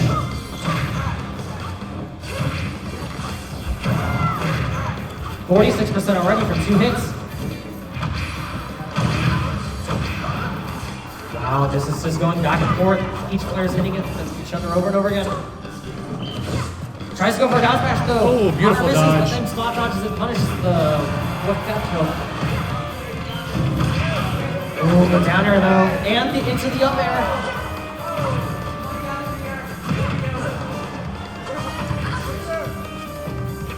Peter right now is just looking for an opening. He's playing super carefully, walking around. Oh, Connor gets the dash attack though. Barely misses. There we go. That's it. Catches it. The forward tilt with deep breathing. Well played from Connor. There you go. Yeah, nice. And next up we have Jacob versus my co-commentator Dino.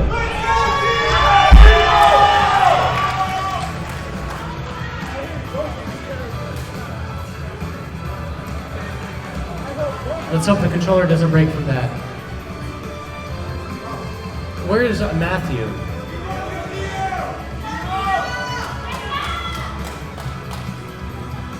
If someone could call Matthew to the stage, please.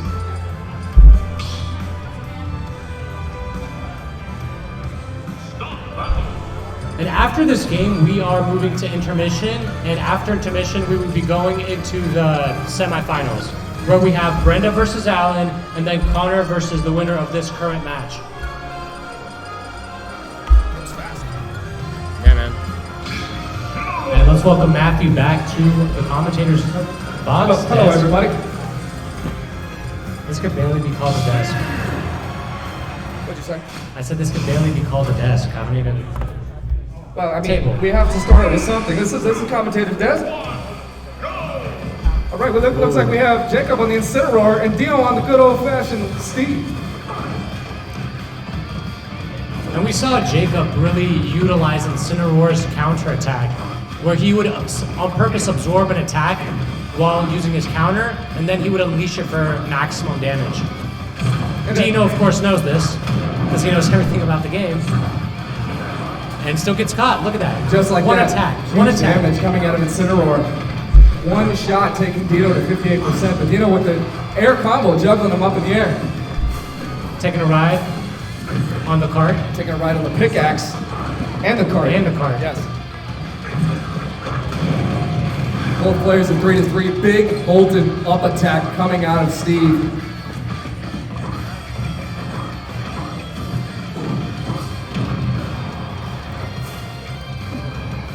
Both players' percentages are almost identical This game here. seems to be well matched. Steve with a whole interesting set of tools. He's mining from the earth. He's on the mining cart, doing incredible damage to Incineroar, barely getting back on the stage. Sets up a TNT. TNT, lots of tools in That's Steve's toolbox.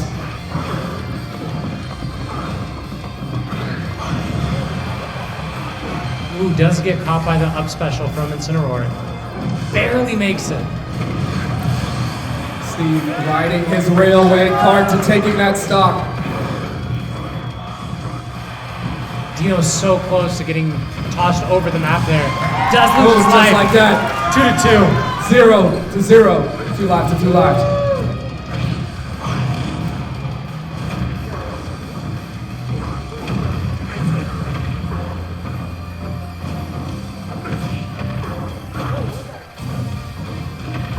I feel like this first match is always so interesting. Each player Kind of feeling each other yeah, out. they're trying to figure out each other's style. They're trying to see how they play, how aggressive they're going to be, how defensive they're going to be. And, you know, Steve with a little bit of a lead here, but this is certainly still anybody's game. Ooh! Big, molten smash attack coming out of Steve. What you have to do in order to be able to perform that attack is you have to press 2 buttons at the same time. It throws him off the stage. Steve takes a life. And Dino here with 2 lives to 1, 71% for Dino. This is a pretty good example of 2 characters that have a little bit of a different play style. Steve has a pretty good toolkit for, you can see, staying off the stage, being able to get back on the stage. Incineroar, just like that, what he wants to do is he wants to do a lot of damage. He does not want to be off the stage. Dino just knows this matchup so well. Sets up the TNT. Those predictions.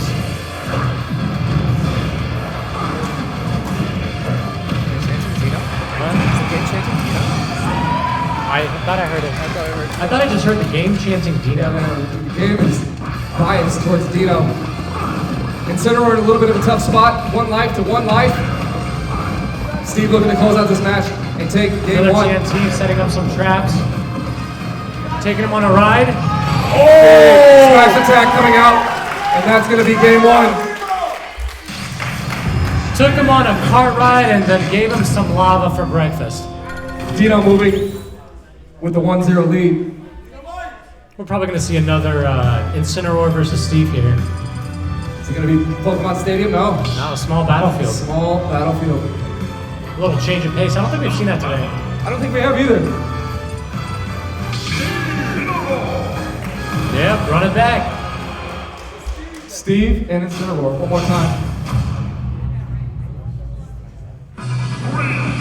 So you can tell each stage is a little bit different. This stage has the 2 platforms sitting on top that add a little bit of complexity to the gameplay.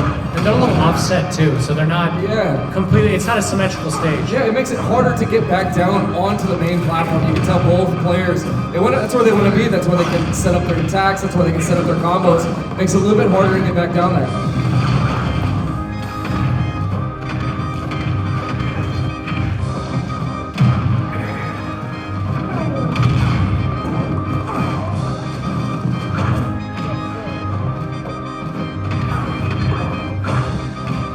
Steve is notorious for these little attacks, for these little quick attacks that set up damage.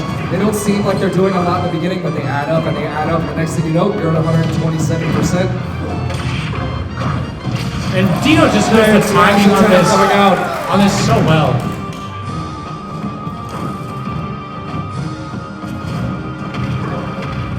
Like, you can't give Dino any space. If you let him do what he wants to do, it's just bad news bears.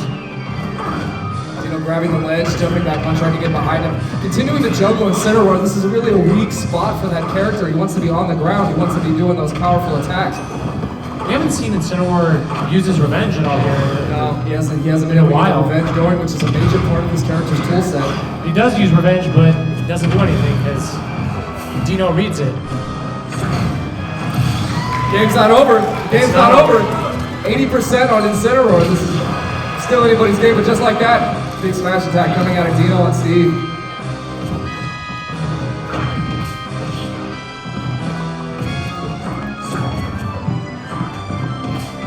%110 to 13. 2 lives to 2 lives. Incineroar just needs a couple revenges and the percentages are tied. Yeah, that's right. That's one of the advantages of playing one of those hard-hitting characters, is that, you know, you could be a little bit behind, but all you have to do is land a couple powerful attacks, just like that, sending to 44%, and it can even things out pretty quickly.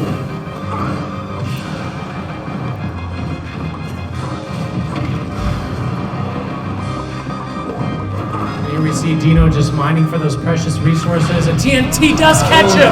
Wow! TNT.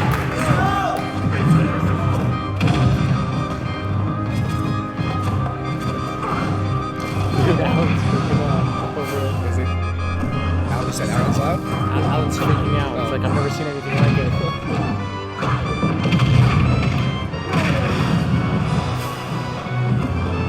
This is close. What you really want to see here is you want to see Incineroar land one of those attacks, take that life from Dino and try to even this thing out. He's only at 37%. Anything can still happen, but every point of damage that he takes him closer and closer to losing the match. Not enough that throw. The next one will be, but I don't know how much damage you're going to take. Steve is a magical goldfish flutter, manages to catch the stage just like that. Evens out the lives 1-1. Oh, he's moving on to diamonds. Steve's going to do a massive amount of damage here. You would explain that mechanic for the audience? What? The mechanic of diamonds.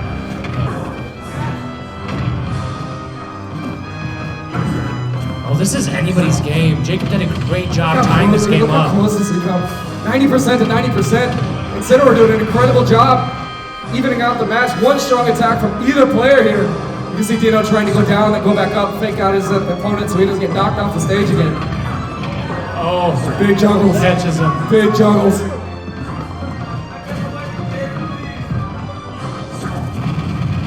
Big smash attack comes out of Dino, and that will close it out. That will close the set. Dino takes it 2-0.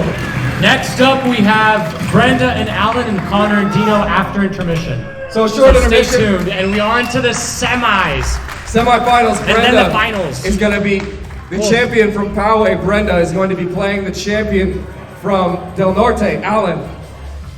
And Connor is another player from Howard, the second guy, versus Dino, the champion from Westview. All high caliber players. Please help yourself. Restrooms are located on either side of the lobby. There's plenty of refreshments. Help yourself. We'll be back in about 10, 15 minutes. Thank you so much.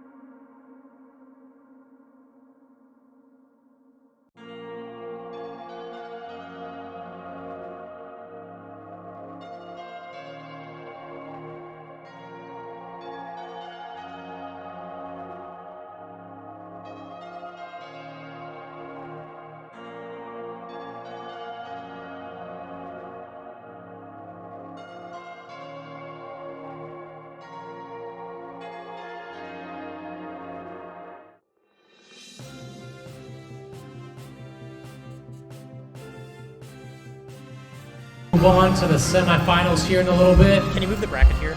Oh yeah.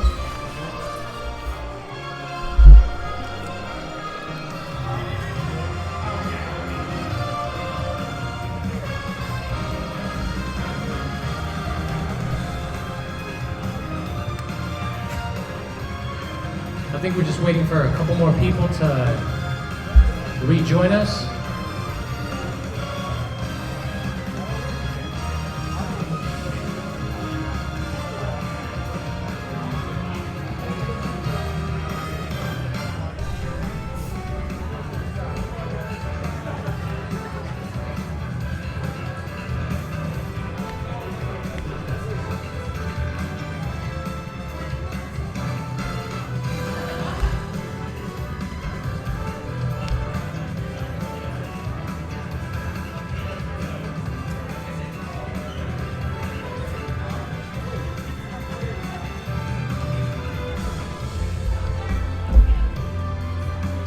How many viewers are we getting?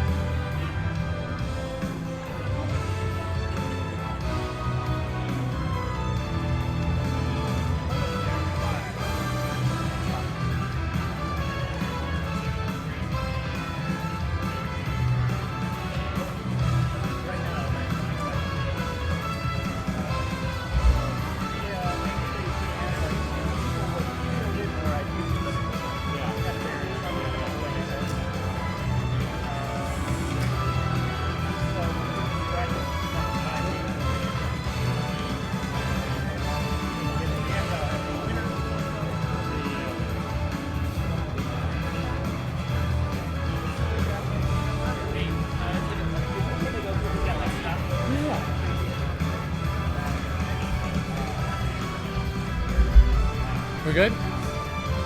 Next up, we have Brenda versus Alan.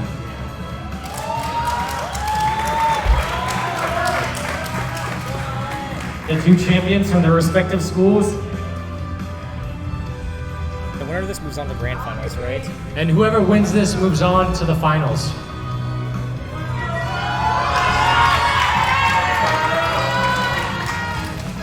And there's a third place decider match, right? Yeah, there's gonna be a third place, of course. So they move on to the final. Whoever moves to the finals, loser's gonna play for third place.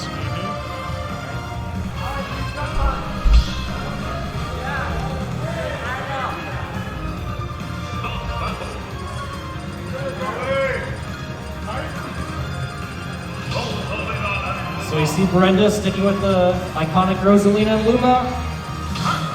Alan, though, with his multitude of characters, deciding to start things off with Pac-Man.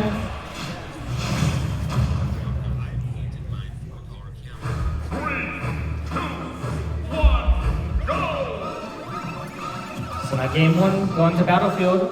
Just like Yoshi's story, this stage has 3 platforms, 2 on the sides, 1 in the middle, 4 raised above. Now, Rosalina, one of her abilities is that she could vacuum up projectiles and delete them from existence, and the fire hydrant that Pac-Man has counts as that. So Brenda's gonna have an easier time dealing with the fire hydrant than other characters do. As does, she also can negate the key or the fruit, whatever Pac-Man The throws. fruit also counts as a projectile, so Brenda's gonna be really comfortable in this matchup, and Alan's gonna have to think really hard on how to catch Brenda off guard with the fruit and the hydrant.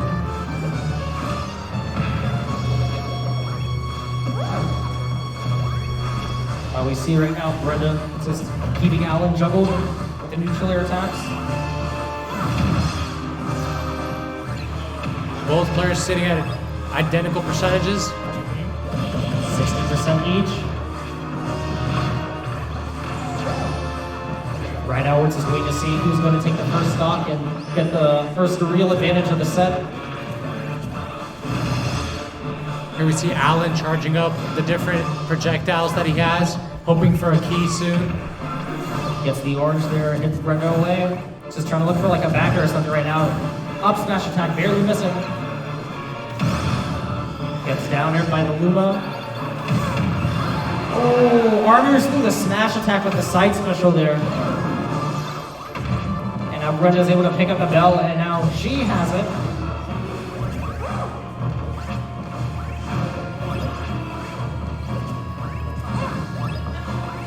Right now, basically equal percentages. Still waiting to take that first stock. And there it is. The up smash. Brenda takes the first stock. That's going to be the one of many this set. Both players doing a great job playing defensively when they need to. The forward smash only hitting Luma. Brenda, though, able to block that.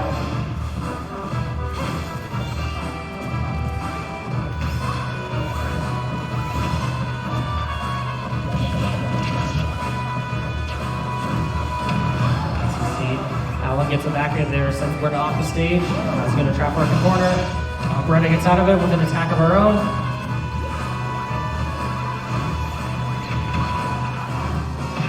Alan really wants to take this stock here. Playing very aggressively here off the stage, trying to keep Brenda off the stage. Does take the stock. That down there really good at catching your opponent if you're off stage, and now Brenda's just getting the juggle going. Gets a fire hydrant dropped on her. And the fire hydrant can shoot out water that affects your momentum. And as you see there, Alan kind of got pushed to the left side of the stage. Keep the combo going. There's the back air. Brenda throwing the Galaga, doesn't hit though. And another fire hydrant comes out. Ooh, Alan's doing a really good job now, keeping Brenda cornered at the left side of the stage. Misses the grab and gets punished for it. But then the side special is getting Alan back up to the stage right now. It's the forward smash, and that's gonna do it! 2 stocks to 1! You see now he's trying to get an early combo going. The Galaga misses. This is really good for Brenda. Here's her coming out though. Pac-Man's aerials being really strong and really fast.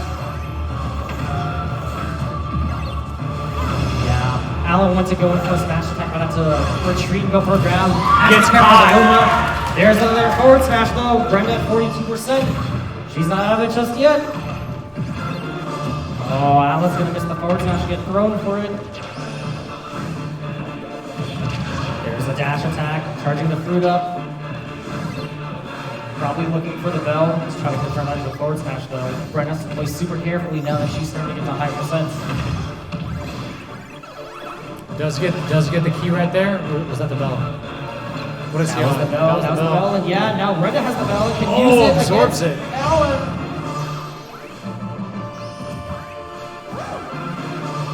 Alan barely misses the grab, goes for another one, gets punished with a dash attack. Brenda sends it off stage, there's the Luma, this is dangerous! The up smash with the Luma barely missing, but there's another one. Both players at high percents right now, 90 something. That throw is gonna be brutal.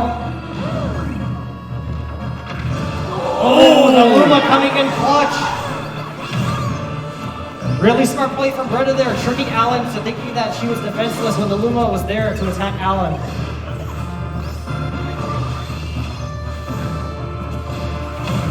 This game is game number 1 goes to Brenda.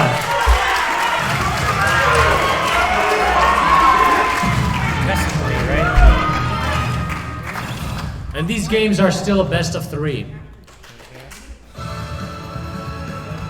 We might see Alan bring out the Lucas though.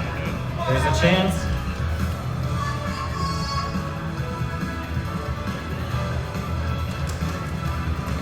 But Pac-Man didn't work out against Lawrence, so then he switched to Lucas. Are we going to see that happen again? It was a really close game though. We might see him stick to Pac-Man. All depends. Yeah, Alan's confident with the Pac-Man. You'd love to see it. So you lost game 1, who cares? You're confident with your Pac-Man, stick with it. And we're running it straight back to Battlefield as well with the Kirby music playing in the background.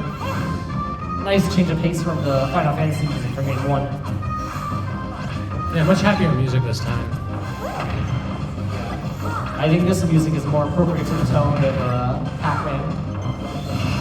A little chaotic? Very chaotic.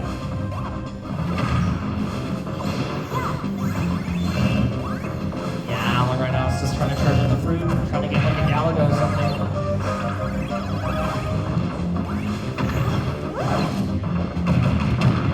Ooh, great combo. Get down there, poking the shield.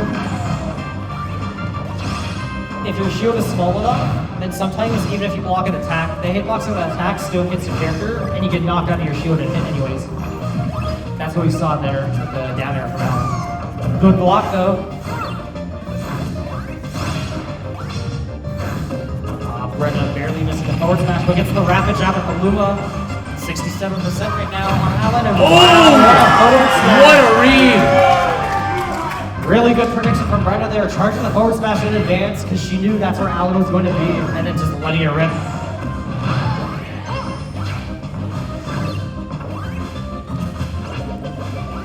Brenda playing really carefully around, dashing around, dodging, rolling. Does eat the fruit. Gets a down air though. Fortunately, didn't spike.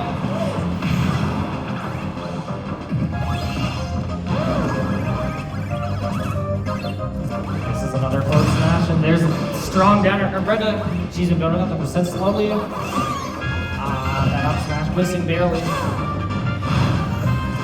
That back throw from Pac-Man almost taking the stock, but not quite strong enough.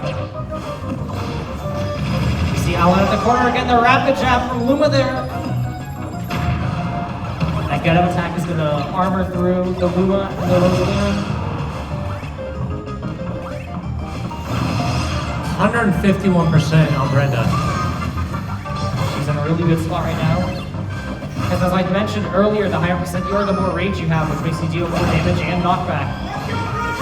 If you look at Rosalina's portrait, you see the black smoke circling around the portrait. Rage is almost in full effect as the maximum capacity for rage is. Wow! That's just right there. That up smash attack absolutely launching Allen, but he finally finds the backer he's been looking for. A little more rapid jabbing right now, keeping Allen forward at the ledge. 2 lives to 1. Tries to go above Brenda, but she's prepared for it, and up smash is in return. 24% right now on Allen. He's getting the backers though. Gets another grab, 57% already.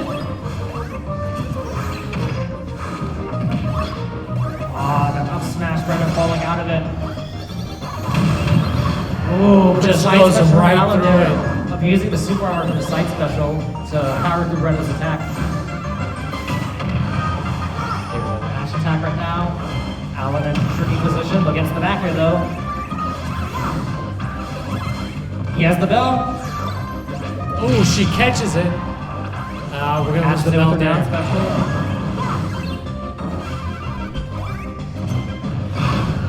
Throws her off stage, tries to get another fruit going. This is the up smash attack. Oh, Brenda barely able to block in time. Nice. Wow, what a catch by Allen. What a catch. Knocking her off the stage into the blast zone. That hydrant making it tricky for Brenda to stay in the corner there. Good forward air from Brenda, knocking away the let the foot happen. Ah! There's the smash attack. And that is game. Another nice 2-0.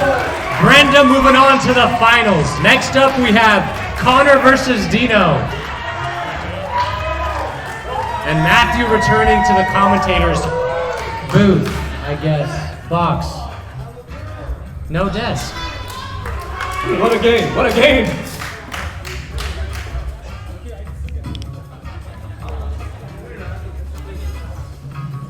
We need to switch out some controllers here. And these controllers are like the tires on the car, you know, they make all the difference for these players playing this game. Dino with the old school GameCube controller. Oldie but a goldie. Hey, if you're comfortable with it, you know? Oldie but the goldie, that is what they say. Oldie but a goldie. Goldie, oldie but the goldie. Yeah, that's what they say. They do say that. Little rock, paper, scissors coming out on the stage. PS2. PS2.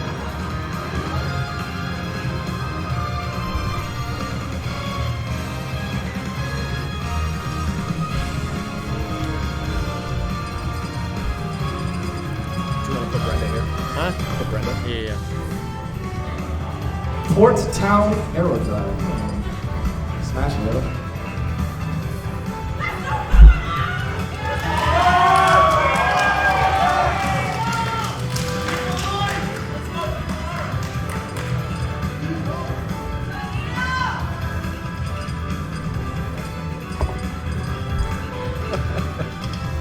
I love it. I love the support, family and friends. Of course, gotta switch out the tunes. Oh, for the music. Dino seems to be a very musical man. Needs the song right.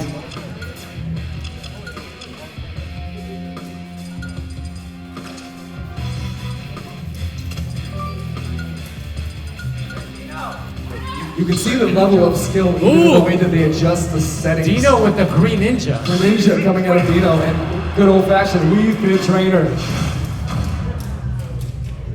Green ninja is a water Pokemon, uses some water dash attacks.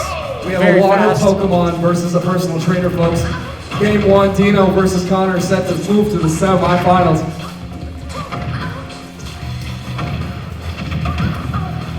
Greninja's just so fast dashing around, setting out the projectiles, keeping Wii Fit Trainer in the air. Great block coming out of Dino. Another dash attack, misses the up smash. Connor using the deep breathing there. The Wii Fit Trainer has the ability to use Yoga Soccer Balls, the Sun Salutation, and deep breathing. Greninja barely makes it back on the stage. It's deceiving how far he can travel. It is. Greninja is one of those characters that can run around the stage, jump off the stage, jump back on the stage. Movement is not a problem for Dino.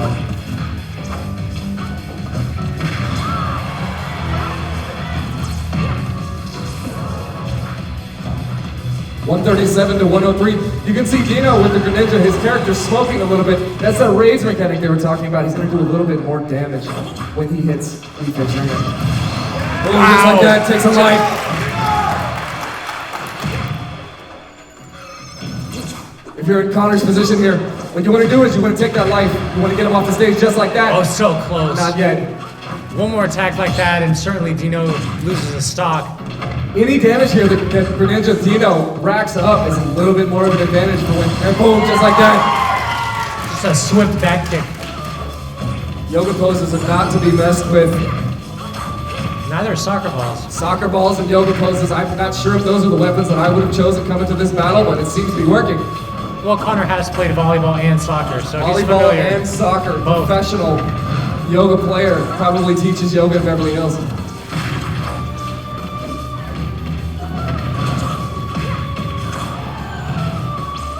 Meanwhile, Connor doing an incredible job coming back. The lives are set 2-2. Wii Fit Trainer doing substantial damage to Dino's Greninja. Huge attack, not quite enough. Soccer ball coming out.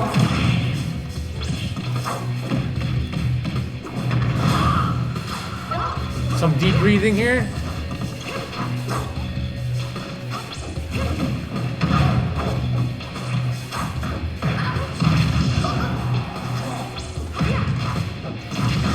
Just like that.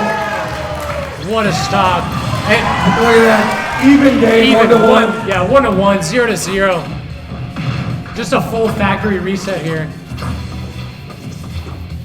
Both players so fast, it's almost hard to keep track of them on the stage. It's amazing how much coordination, hand-eye coordination that these players have to be able to track what's going on. It's coordination, game knowledge, just mechanics it's in so general. much to be They're able so to- precise. They're constantly trying to predict what the other person's going to do. They're trying to predict what they've been doing in previous matches, what they've been doing this match, and how they can make that work.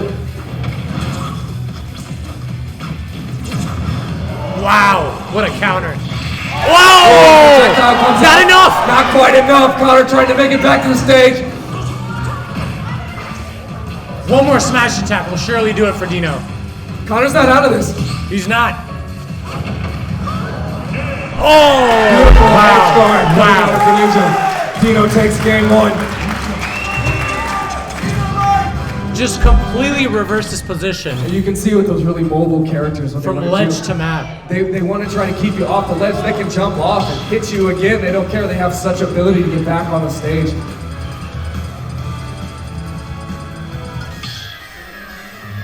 Pokemon Stadium 2 with the spooky tunes. Is this Luigi's Mansion theme? What is this? Luigi's Mansion. Terrifying game. I played that when I was 12 years old. We're just running it back. Running it back. Dino's been comfortable in the Green Ninja. The leafy Pokemon against the overpriced yoga trainer. See how this goes for game Overpriced. 2. Wii Fit Trainer's technique has been perfect.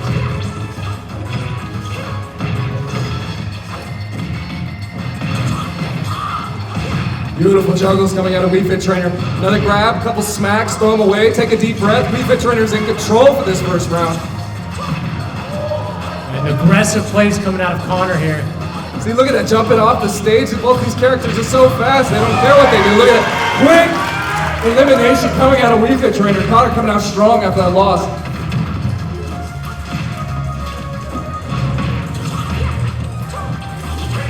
I think he's starting to understand the matchup a lot better and just how Dino plays. Yeah, you can see how each player starts to understand each other and they start to play each other based on their style, based on their aggression or their defense. Really interesting as we get into the later stages of this tournament.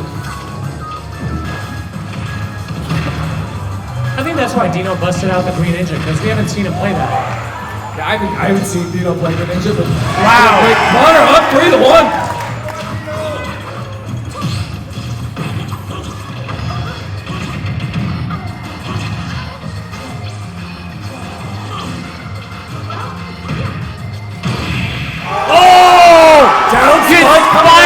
Down! 3 stocks Dino! You don't see that every day. No, we do not. So a lot of characters have a down attack ability that completely spikes the opponent down. And so if you're off the stage and you get hit by that, no matter your percentage, you will probably lose that stock. Yeah, you take a big risk when you do that. Connor jumped off the stage, hit his down spike. If he misses that, he's way out of the stage, he's way out of position. He had 3 stocks. He did, he had a lead. When you have that big of a lead, you take a risk. I think we might see Steve. Looks like that risk paid off. Do we go into Green Ninja again? To try to prove a point, Steve. There it is.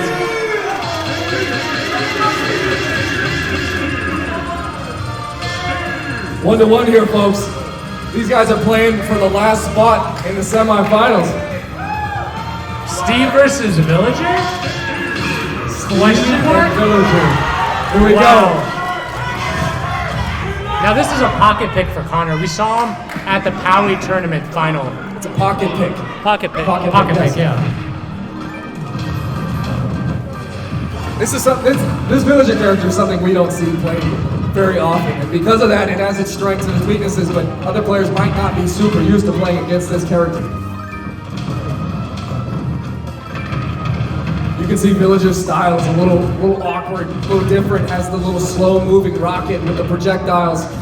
Small character that's able of moving up and down really easily. And he also has another strong attack, a cannonball right there, a bowling ball that we just saw. That does a lot of damage. Cannonball and the bowling ball. He brings a nice set of tools to this match, there's no doubt. Oh, barely misses that. Steve barely missing the charge up smash attack.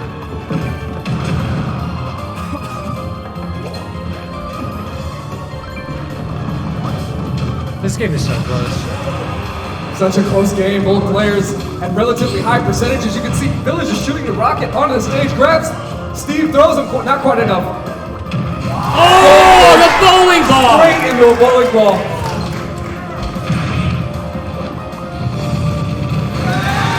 Just like that. 0-0, 2-2.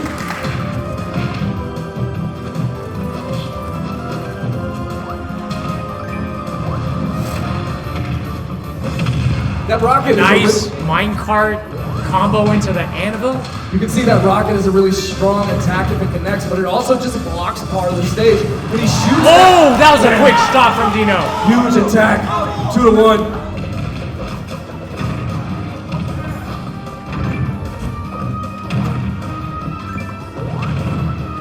Dino's just been stopping that rocket in its tracks every single time. Steve is a menace, there's no doubt.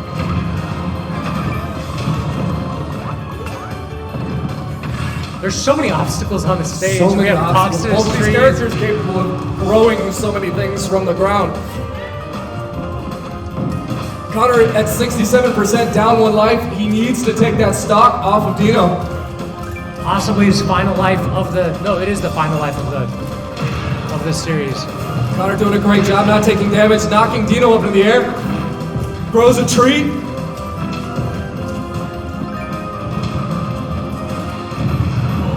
Oh, dangerous spot for Connor. Wants to get back on the stage. He's got the TNT, does hit. Oh no! Whiffed it at the end. Too bad. Dino takes the game. staying on. Actually, no, you're not. Dino can come back for game. Now we have Connor versus Alan for third place. Right now, we're gonna have our third place match of Connor versus Alan. What? What? What? Dino. What? Dino what? Does he want to come back and take my spot? Oh.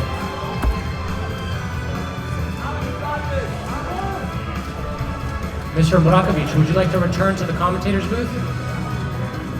So this is Monopoly. Murakovic. His last name. Zero. You want to sit? Again, this game is for third place. Dino, show him how to commentate. Got it. Very interested in how this match is gonna go. Connor, you know, he gets his like KO 2 hits like you saw in game 2. So remember, both these players are playing for third place right now. Are there any prizes for top 3? Yeah. Explain. All top 3 places do get a trophy. And the number 1 spot gets, we should ask Matt. He knows better. I just know about the trophies. 20 trophies. Right now, Alan sends Connor to the ledge now.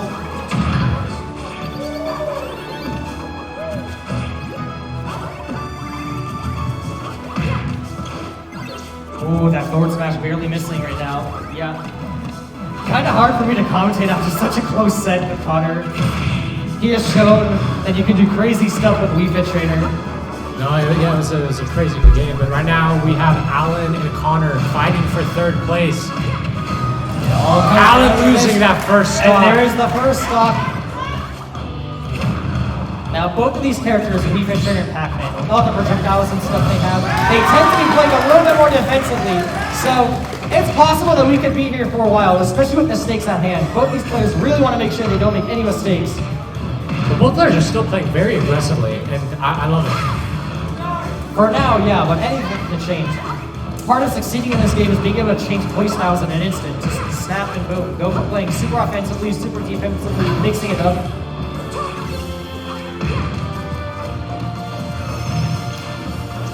Little sun salutations, this forward smash. Misses the ball though. Misses that down there too, and is going to get back thrown off the stage for it. Wow, Good stick beautiful. from Alan, carrying the fruit, and then getting the down air. Good back air as well. It's just not letting him come back. Connor probably tried to use Pac-Man's trampoline to jump up, but unfortunately he destroyed the trampoline with his up special attack. Misses the dash attack as well, really unfortunate. Gets the down air though.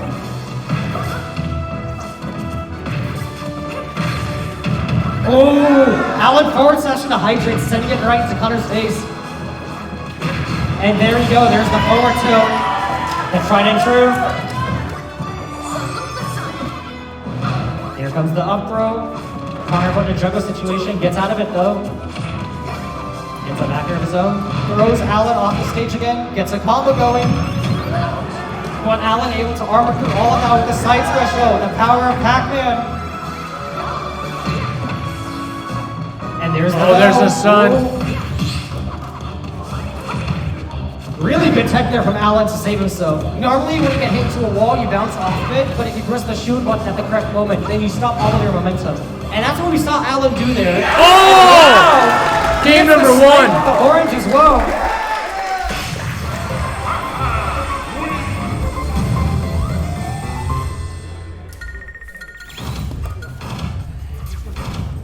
Best of 3. Finals are best of 5. How's the stream going?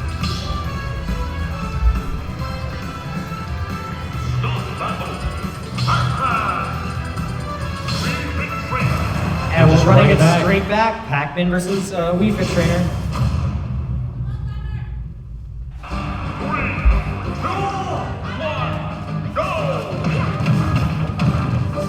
Already we're up to crazy stuff with the hydrant and soccer ball. 45 and 2 hits. There's the dash attack. And right now, Alan gave himself a really good start, putting Connor at the corner, but now he's got himself cornered. Gets out of it though with the grab, and the strawberry as well. Misses the downer though. And now Connor, it's his turn now. Nice up there from Allen. Keeping him at the platform.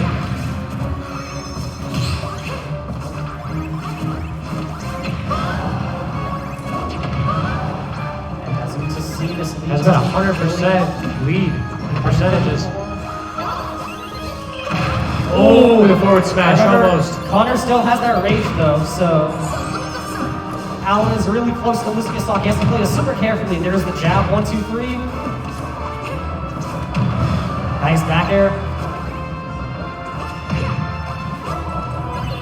Connor doing a really good job of avoiding all of Allen's attacks right now. He has to play super carefully. And does get grabbed though.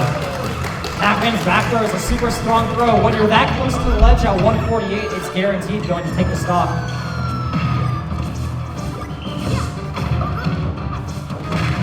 Connor getting the forward tilt now. Sending Allen in an unfavorable position. The up smash. Hitting the hydrant without hitting Allen. Nice dash attack. And gets another back throw. Oh, nice down air spike though. Unfortunately, Allen was on the stage. He just got sent back upward. He finally finds the back air though. 2 stocks to 2 in our game 2 of this set.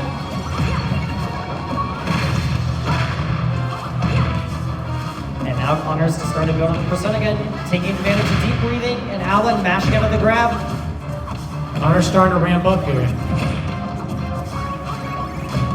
Yeah, we see both players starting to play a little bit more defensively right now. Trying to stay away from the corner. Nice forward smash from Allen. That's going to deal a lot of damage. Misses the bell though. For bell. Connor with perfect movement, able to avoid the bell. And Wow! Wasn't able to avoid the backer though. Allen being able to catch Connor's position. And what a down smash though. 0-0, 1-1. 1-1. Possibly Connor's last life on the tournament. Allen is 1 stock away from getting that sweet, sweet 3rd place. Connor is going to make sure Allen doesn't take it easily. Gets the spike into the sun salutation for a quick 85%. Strawberry. Away, though. Really good backer by Connor right now. And yeah, we see both players playing super passively away from each other. They don't want to be too close. Missed the downer. Oh, this could be scary for Allen. Oh, clutch mash from Allen to get out of the grab though. Blocks the sun salutation as well. 74% on Connor, 117 on Allen right now. Hits the hydrant away. Hits him with the soccer ball. This is big. That sun salutation misses though. And Connor that's the smash! Wow! We have a game 3.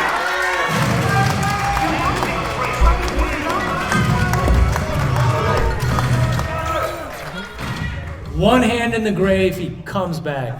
Unbelievable. And they're running it back to Pokemon Stadium 2. This last game will decide who gets 3rd place.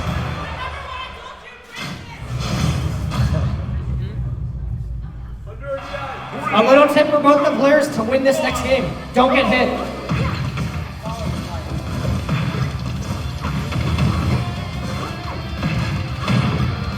Right now, 45% on Allen, 19 on Connor. Gets the upper post, trying to start a combo. Nice, stacking the hydrant away. Connor's Quick start from Connor. Wow! Ooh, barely misses that. It's been like 30 seconds and already Allen's almost down to the 2nd stock. Good forward smash though, sending Connor off the stage. Gets that down arrow as well. Setting up some sort of lunch trap with the umbrella or the trampoline there. Yeah. Ooh. That's soccer. Wow. But he recovers. Yeah. Oh, wow. How did he survive He can that? bounce 3 times. Pac-Man, for his up special, he has a trampoline that he can bounce on up to 3 times. On the 3rd bounce, he goes the highest. And that's what we saw right there. Allen said he got max rage right now since he's above 160%. Any attack will surely do it by now. Orange jumps away. Doesn't want to be too reckless. Misses a grab. And Connor Ooh, gets gets the spike. spiked. It's not enough though. Allen at 197. How is this man alive? Through the power of fruit, it seems like. Remember, kids, eat your fruits and veggies. Or do your yoga. There's the first stock. Already at 45%. Smacks the high away. Connor doing a good job of jumping over it, though gets the deep breathing. Now we're gonna see Connor at max range here almost. Allen barely missing the back air, though that would have taken the stock. Gets a neutral air into a forward air spike. Good dash attack. Allen responds with the back air. And Oh, there's gets another caught. back air to take the stock 2-2.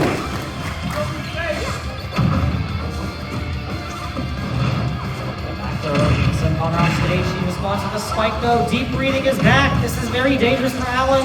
Ooh, great There's a dodge. dash attack. Right now, Connor's just looking to take the second stop.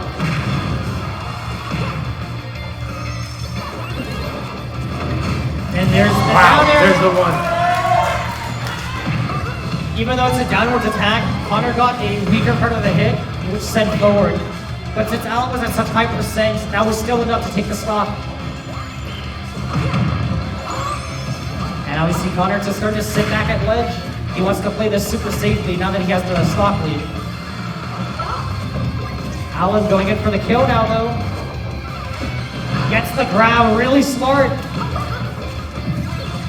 Barely misses the forward smash. If he charges it a little bit longer. Does hit it this time, there we though. go. Ooh, and another one. There's the forward smash. One more stock. Both players on their final stock of the tournament.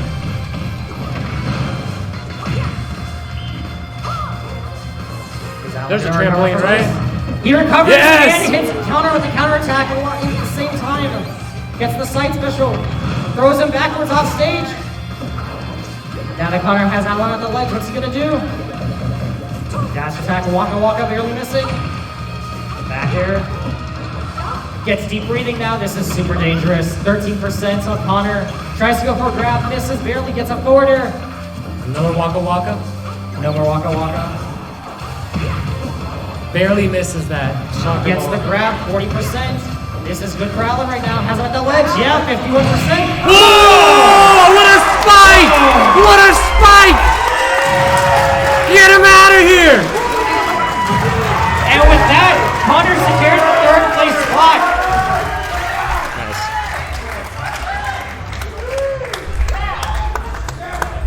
And now we move on to our grand finals. Dino versus Brenda. Westview champion versus Poway champion. Oh, What a these games game. are So What a close. game. Yo, this is gonna be insane. And this one's gonna be a best of 5.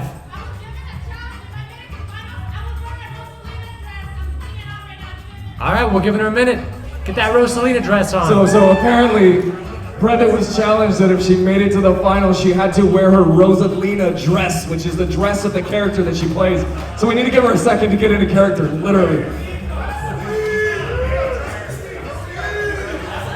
What's your Steve outfit, man? Welcome Rosalina to the stage. Woo!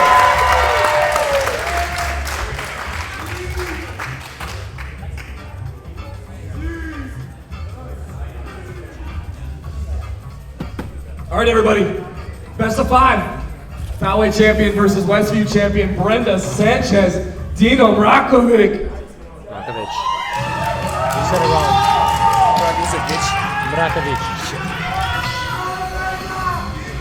I have to apologize to his mom later. You will. Yeah. Just gonna disconnect some controllers first.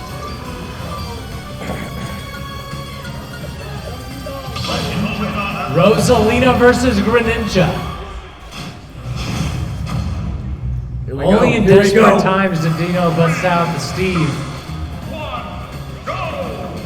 Remember, folks, this is a best of 5, so it's first to 3.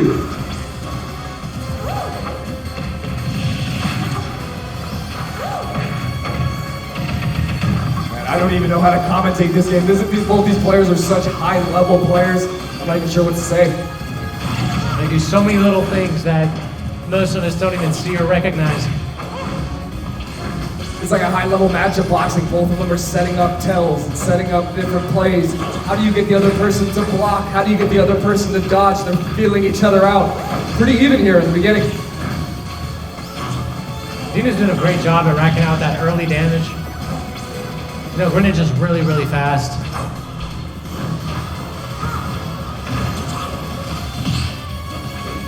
Good parry coming out of Dino. 58 to 59. These players seem to be pretty evenly matched. It's really been interesting to see where this goes.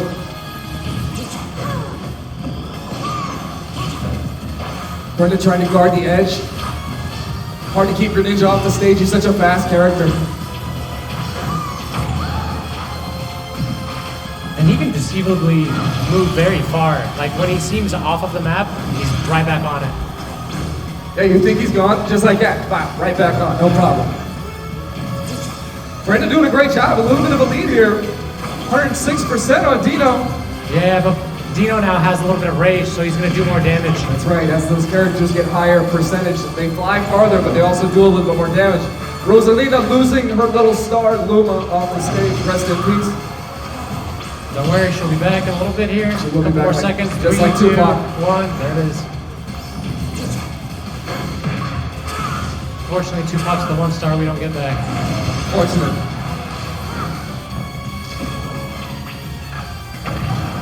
Both players so evenly matched, 102% to 124%. They're both trying to guard the edge here. This is called edge guarding, where there's this game that's played around grabbing the edge of the stage and not getting hurt, while also trying just to get your feet back on the stage so you can do some damage. Oh, so close to taking that stop. So One more up there like that, that'll be it. We're almost halfway through this match, and either player... And Dino takes the first stock. Dino takes the first stock. And Brenda returns the favor. 0-0. Anything you can do, I can do better, she says. You can wait for that one. Yeah.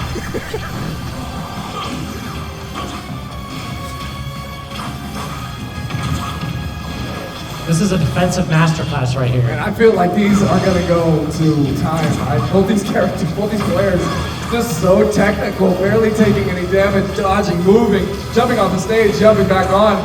Duck dive, dip, dive, and Duck, dodge. dive, dodge, dodgeball, right? Yeah.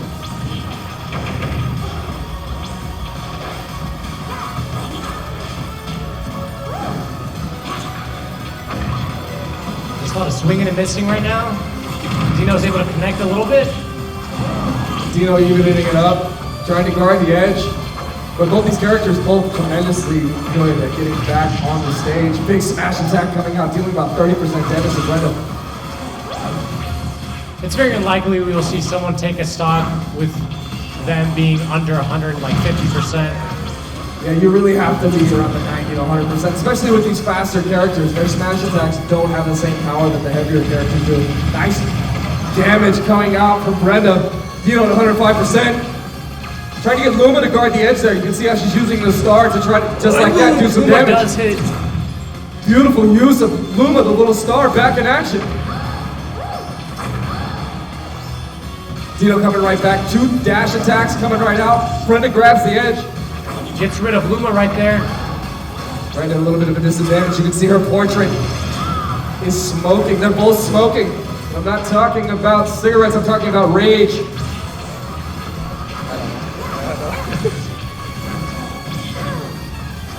Both characters very angry here, able to do extra damage. I would say they're steaming. Steaming, you're right. Steaming yeah. is better than smoking. Yeah, steaming's a better. Steaming with rage is just like... Anything Just you can like do, that. I can do better. 0-0. 0-0, 1 stock to 1 stock. 1 minute and 15 seconds, folks. I think they already said this, but I'll say it again. The person with more lives or less percentage at the end of the match will win. So if this goes to time, the person with higher percentage is the person that will lose.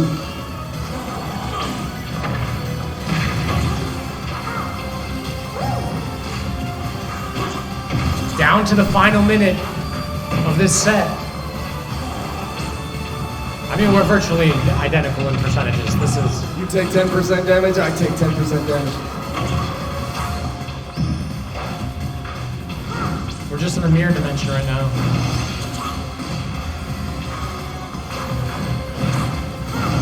Nice grab to the air attack coming out of Brenda. Dodges the Luma attack. 24 seconds left. 24 seconds. This is his first game tonight. It's going to come down to time. It changes the whole dynamic of what these players are trying to do. But now Dino has the advantage in percentage. 10 seconds left. 10 seconds left. Brenda needs just a little bit more damage. This isn't how you want to see it go. 2, 1. And Dino takes game number 1. So, disregard the sudden death in competition. Yeah, that's not real. That's not doesn't real. actually happen. Dino takes game 1.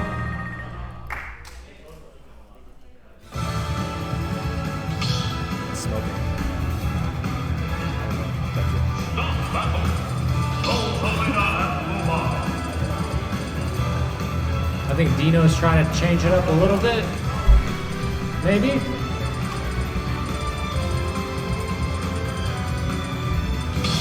Roy! Interesting choice. Roy is our boy. Roy is as our they boy. say. Yeah, the crowd does chant that. Very hard-hitting character. Very hard-hitting character, large sword.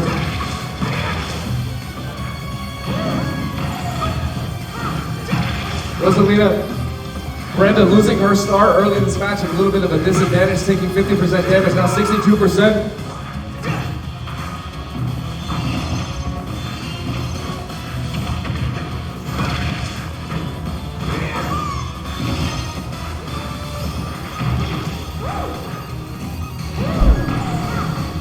Roy seems to do a really good job at just killing that star. I guess sword to soft star, just it's obvious who Swords and wins. soft, squishy stars. It's interesting the different weapons these characters bring to the match. She has a long sword. She has a nice squishy star. I'm not sure what's going on, but it's working out. Players relatively even. Look at that, Brenda taking a life, taking the stock from Dino early. And Roy has a really hard time getting back on the stage in a diagonal, in a high diagonal. He's very good just vertically or horizontally. Which is really difficult because a lot of the time you're going to want to get on the stage diagonally. You got to make it back up. Yeah. He's good at knocking people off, but he has a little bit of weakness getting back on.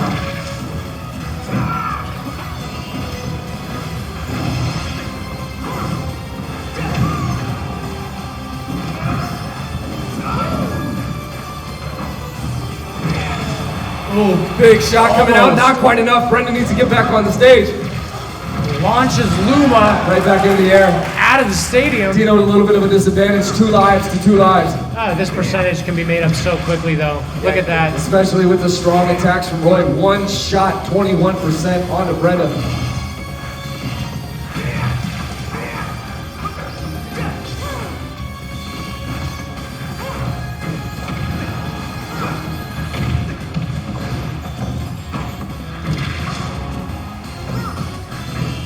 Only 30% separate these players.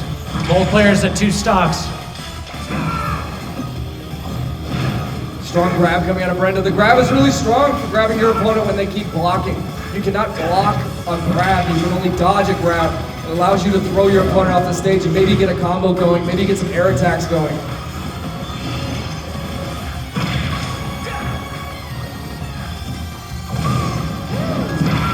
Look at that. Look at that arrow work.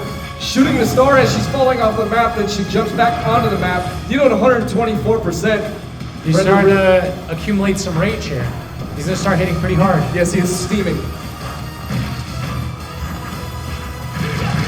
Oh, beautiful combo. Big shots. Just like that. Dino. And Dino's still steaming here, so any damage he puts in right now is just going to be tremendous. But boom, just like that. 1-1 in game 2. 3 minutes left. This one probably won't go to time.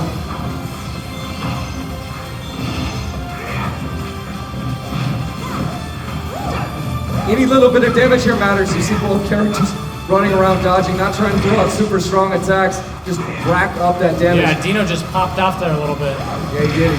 Some nice air combos juggling Brenda. Good grab, misses the air attack. This is the smash attack. Brenda trying to throw the star. Nate finally connects, does some damage. Does good damage.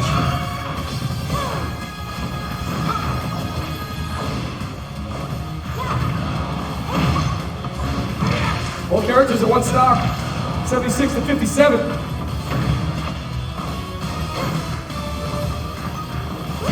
Oh! Big shot. Not enough! Comes out, not enough. Not enough. Brenda trying to recover. We got faked out by the sound. Great job from Brenda DIing that smash attack. Directional input. Still anybody's game. 78%. Brenda evens it up a little bit. Big shot comes out, knocks her off the stage. Able to get up, grab the ledge. Ooh, is that enough? Attack It comes is. out. Wow. Dino takes game number 2. 2 to 0. One more win separates Dino from being the ultimate champion. Are we gonna see a third character, a completely different one? Maybe. I'm just curious if this is gonna be the last match of the night. And we go back to Town and City. Kazuya.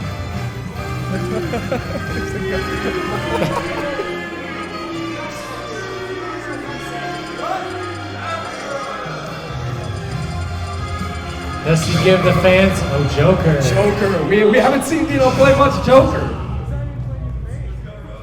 Joker's his pocket pick. Out of the 17 pocket picks he has.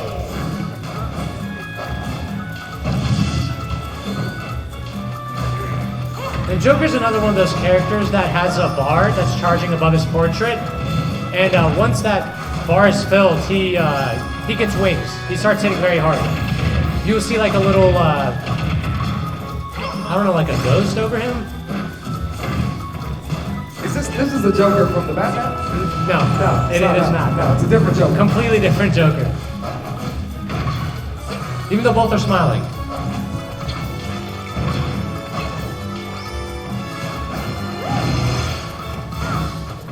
I think this is the same character as, it's from the same game as Sephiroth. I'm pretty sure, I'm not sure. Not fully. No, I'm wrong. Which one is it?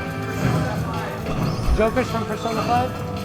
Okay, apparently Joker's from Persona 5. I've been corrected by the much more knowledgeable audience members. And there we see the wings. A little helping hand from his bar. I think we're pretty even here, 96 to 76. Joker's on fire. A little bit of Moon Knight action right here.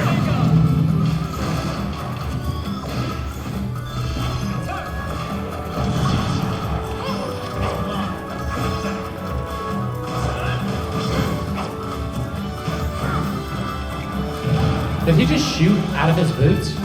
Shoot out of his boots, it looks like he did. Brenda taking some damage. If you see Brenda's percentage, it keeps ticking up. Joker has a little bit of a damage over time effect, which means that he applies something that does damage even though he's not hitting Brenda. It still does a little bit of damage, and that damage can add up.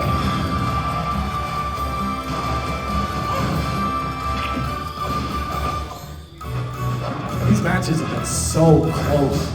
3-3 still, we're 2 minutes in. Neither player has lost the stock. Last time I said that, somebody did. But still even at 3-3. And we see that first I stock. gotta stop saying it. I gotta stop Caster's saying curse. it. It's 3 a to Caster's 2. curse.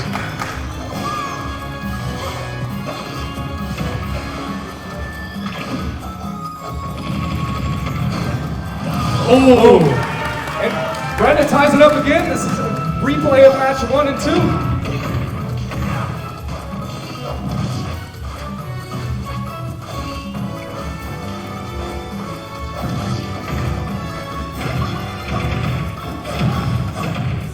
Joker with the Dino is just with the juggles. It's so hard to get away from.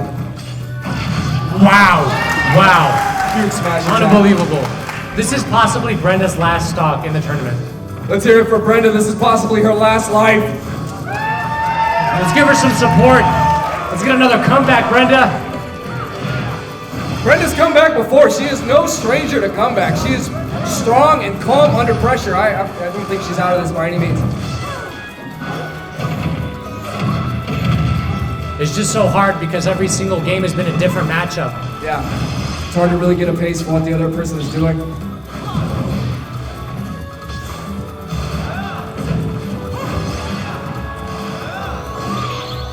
Ooh, great reflection So coming close. out of Brenda doesn't out want of to take Dino. any damage here.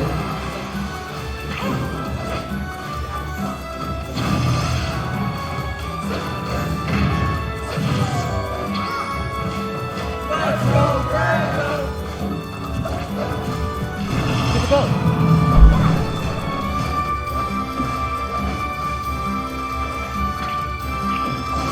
Dino barely making it on the stage. Does Brenda lose takes that stock. stock. She's no stranger. One She's to no one. stranger to comebacks. This percentage is nothing. Brenda could easily do this right here. She's done it before.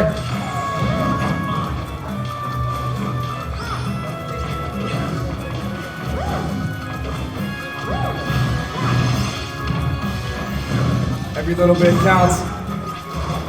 Brenda taking 30% off of Dino. A minute 30 left in this match.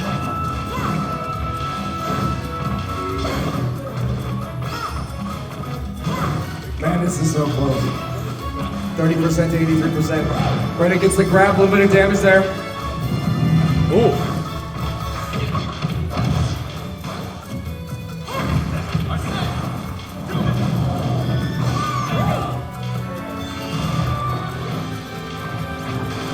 Dino summons his ghost. Who's helping him fight it? Just look at that damage. One attack. Just like that. And that is Dino the tournament! takes the championship.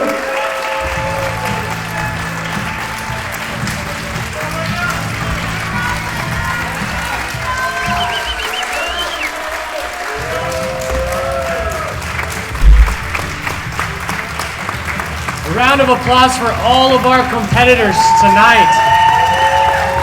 Beautiful games, great Some good sportsmanship. games. All right, I would like to call the number 1, 2, and 3 up onto the stage for our trophy presentation, please.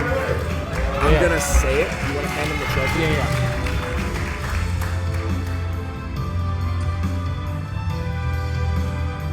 Dino, come back. Where are you going?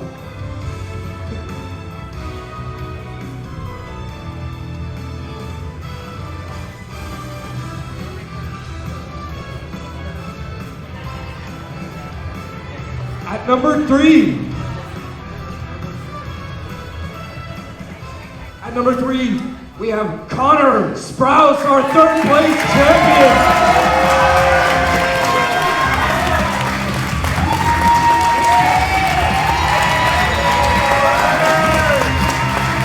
At number 2, we have Brenda Sanchez.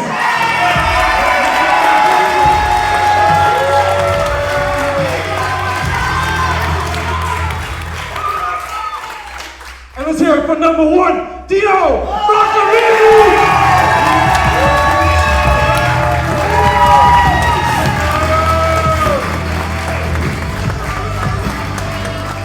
Each of these athletes will be getting access to scholarships. They're going to get prizes and trophies. They're going to get prizes from the community. Thank you so much for being here. If there's anything, this is a horrible way to end this. Thank you so much for being here. There's merch available in the lobby. All of the proceeds go back to us being able to put things on like this to be able to support these kids. Please follow Unified Esports League on social media for updates on when these things are going to be happening again. Thank you so much for being here. Thank you so much for your support. Congratulations, guys. It's the first ever. Have a great night.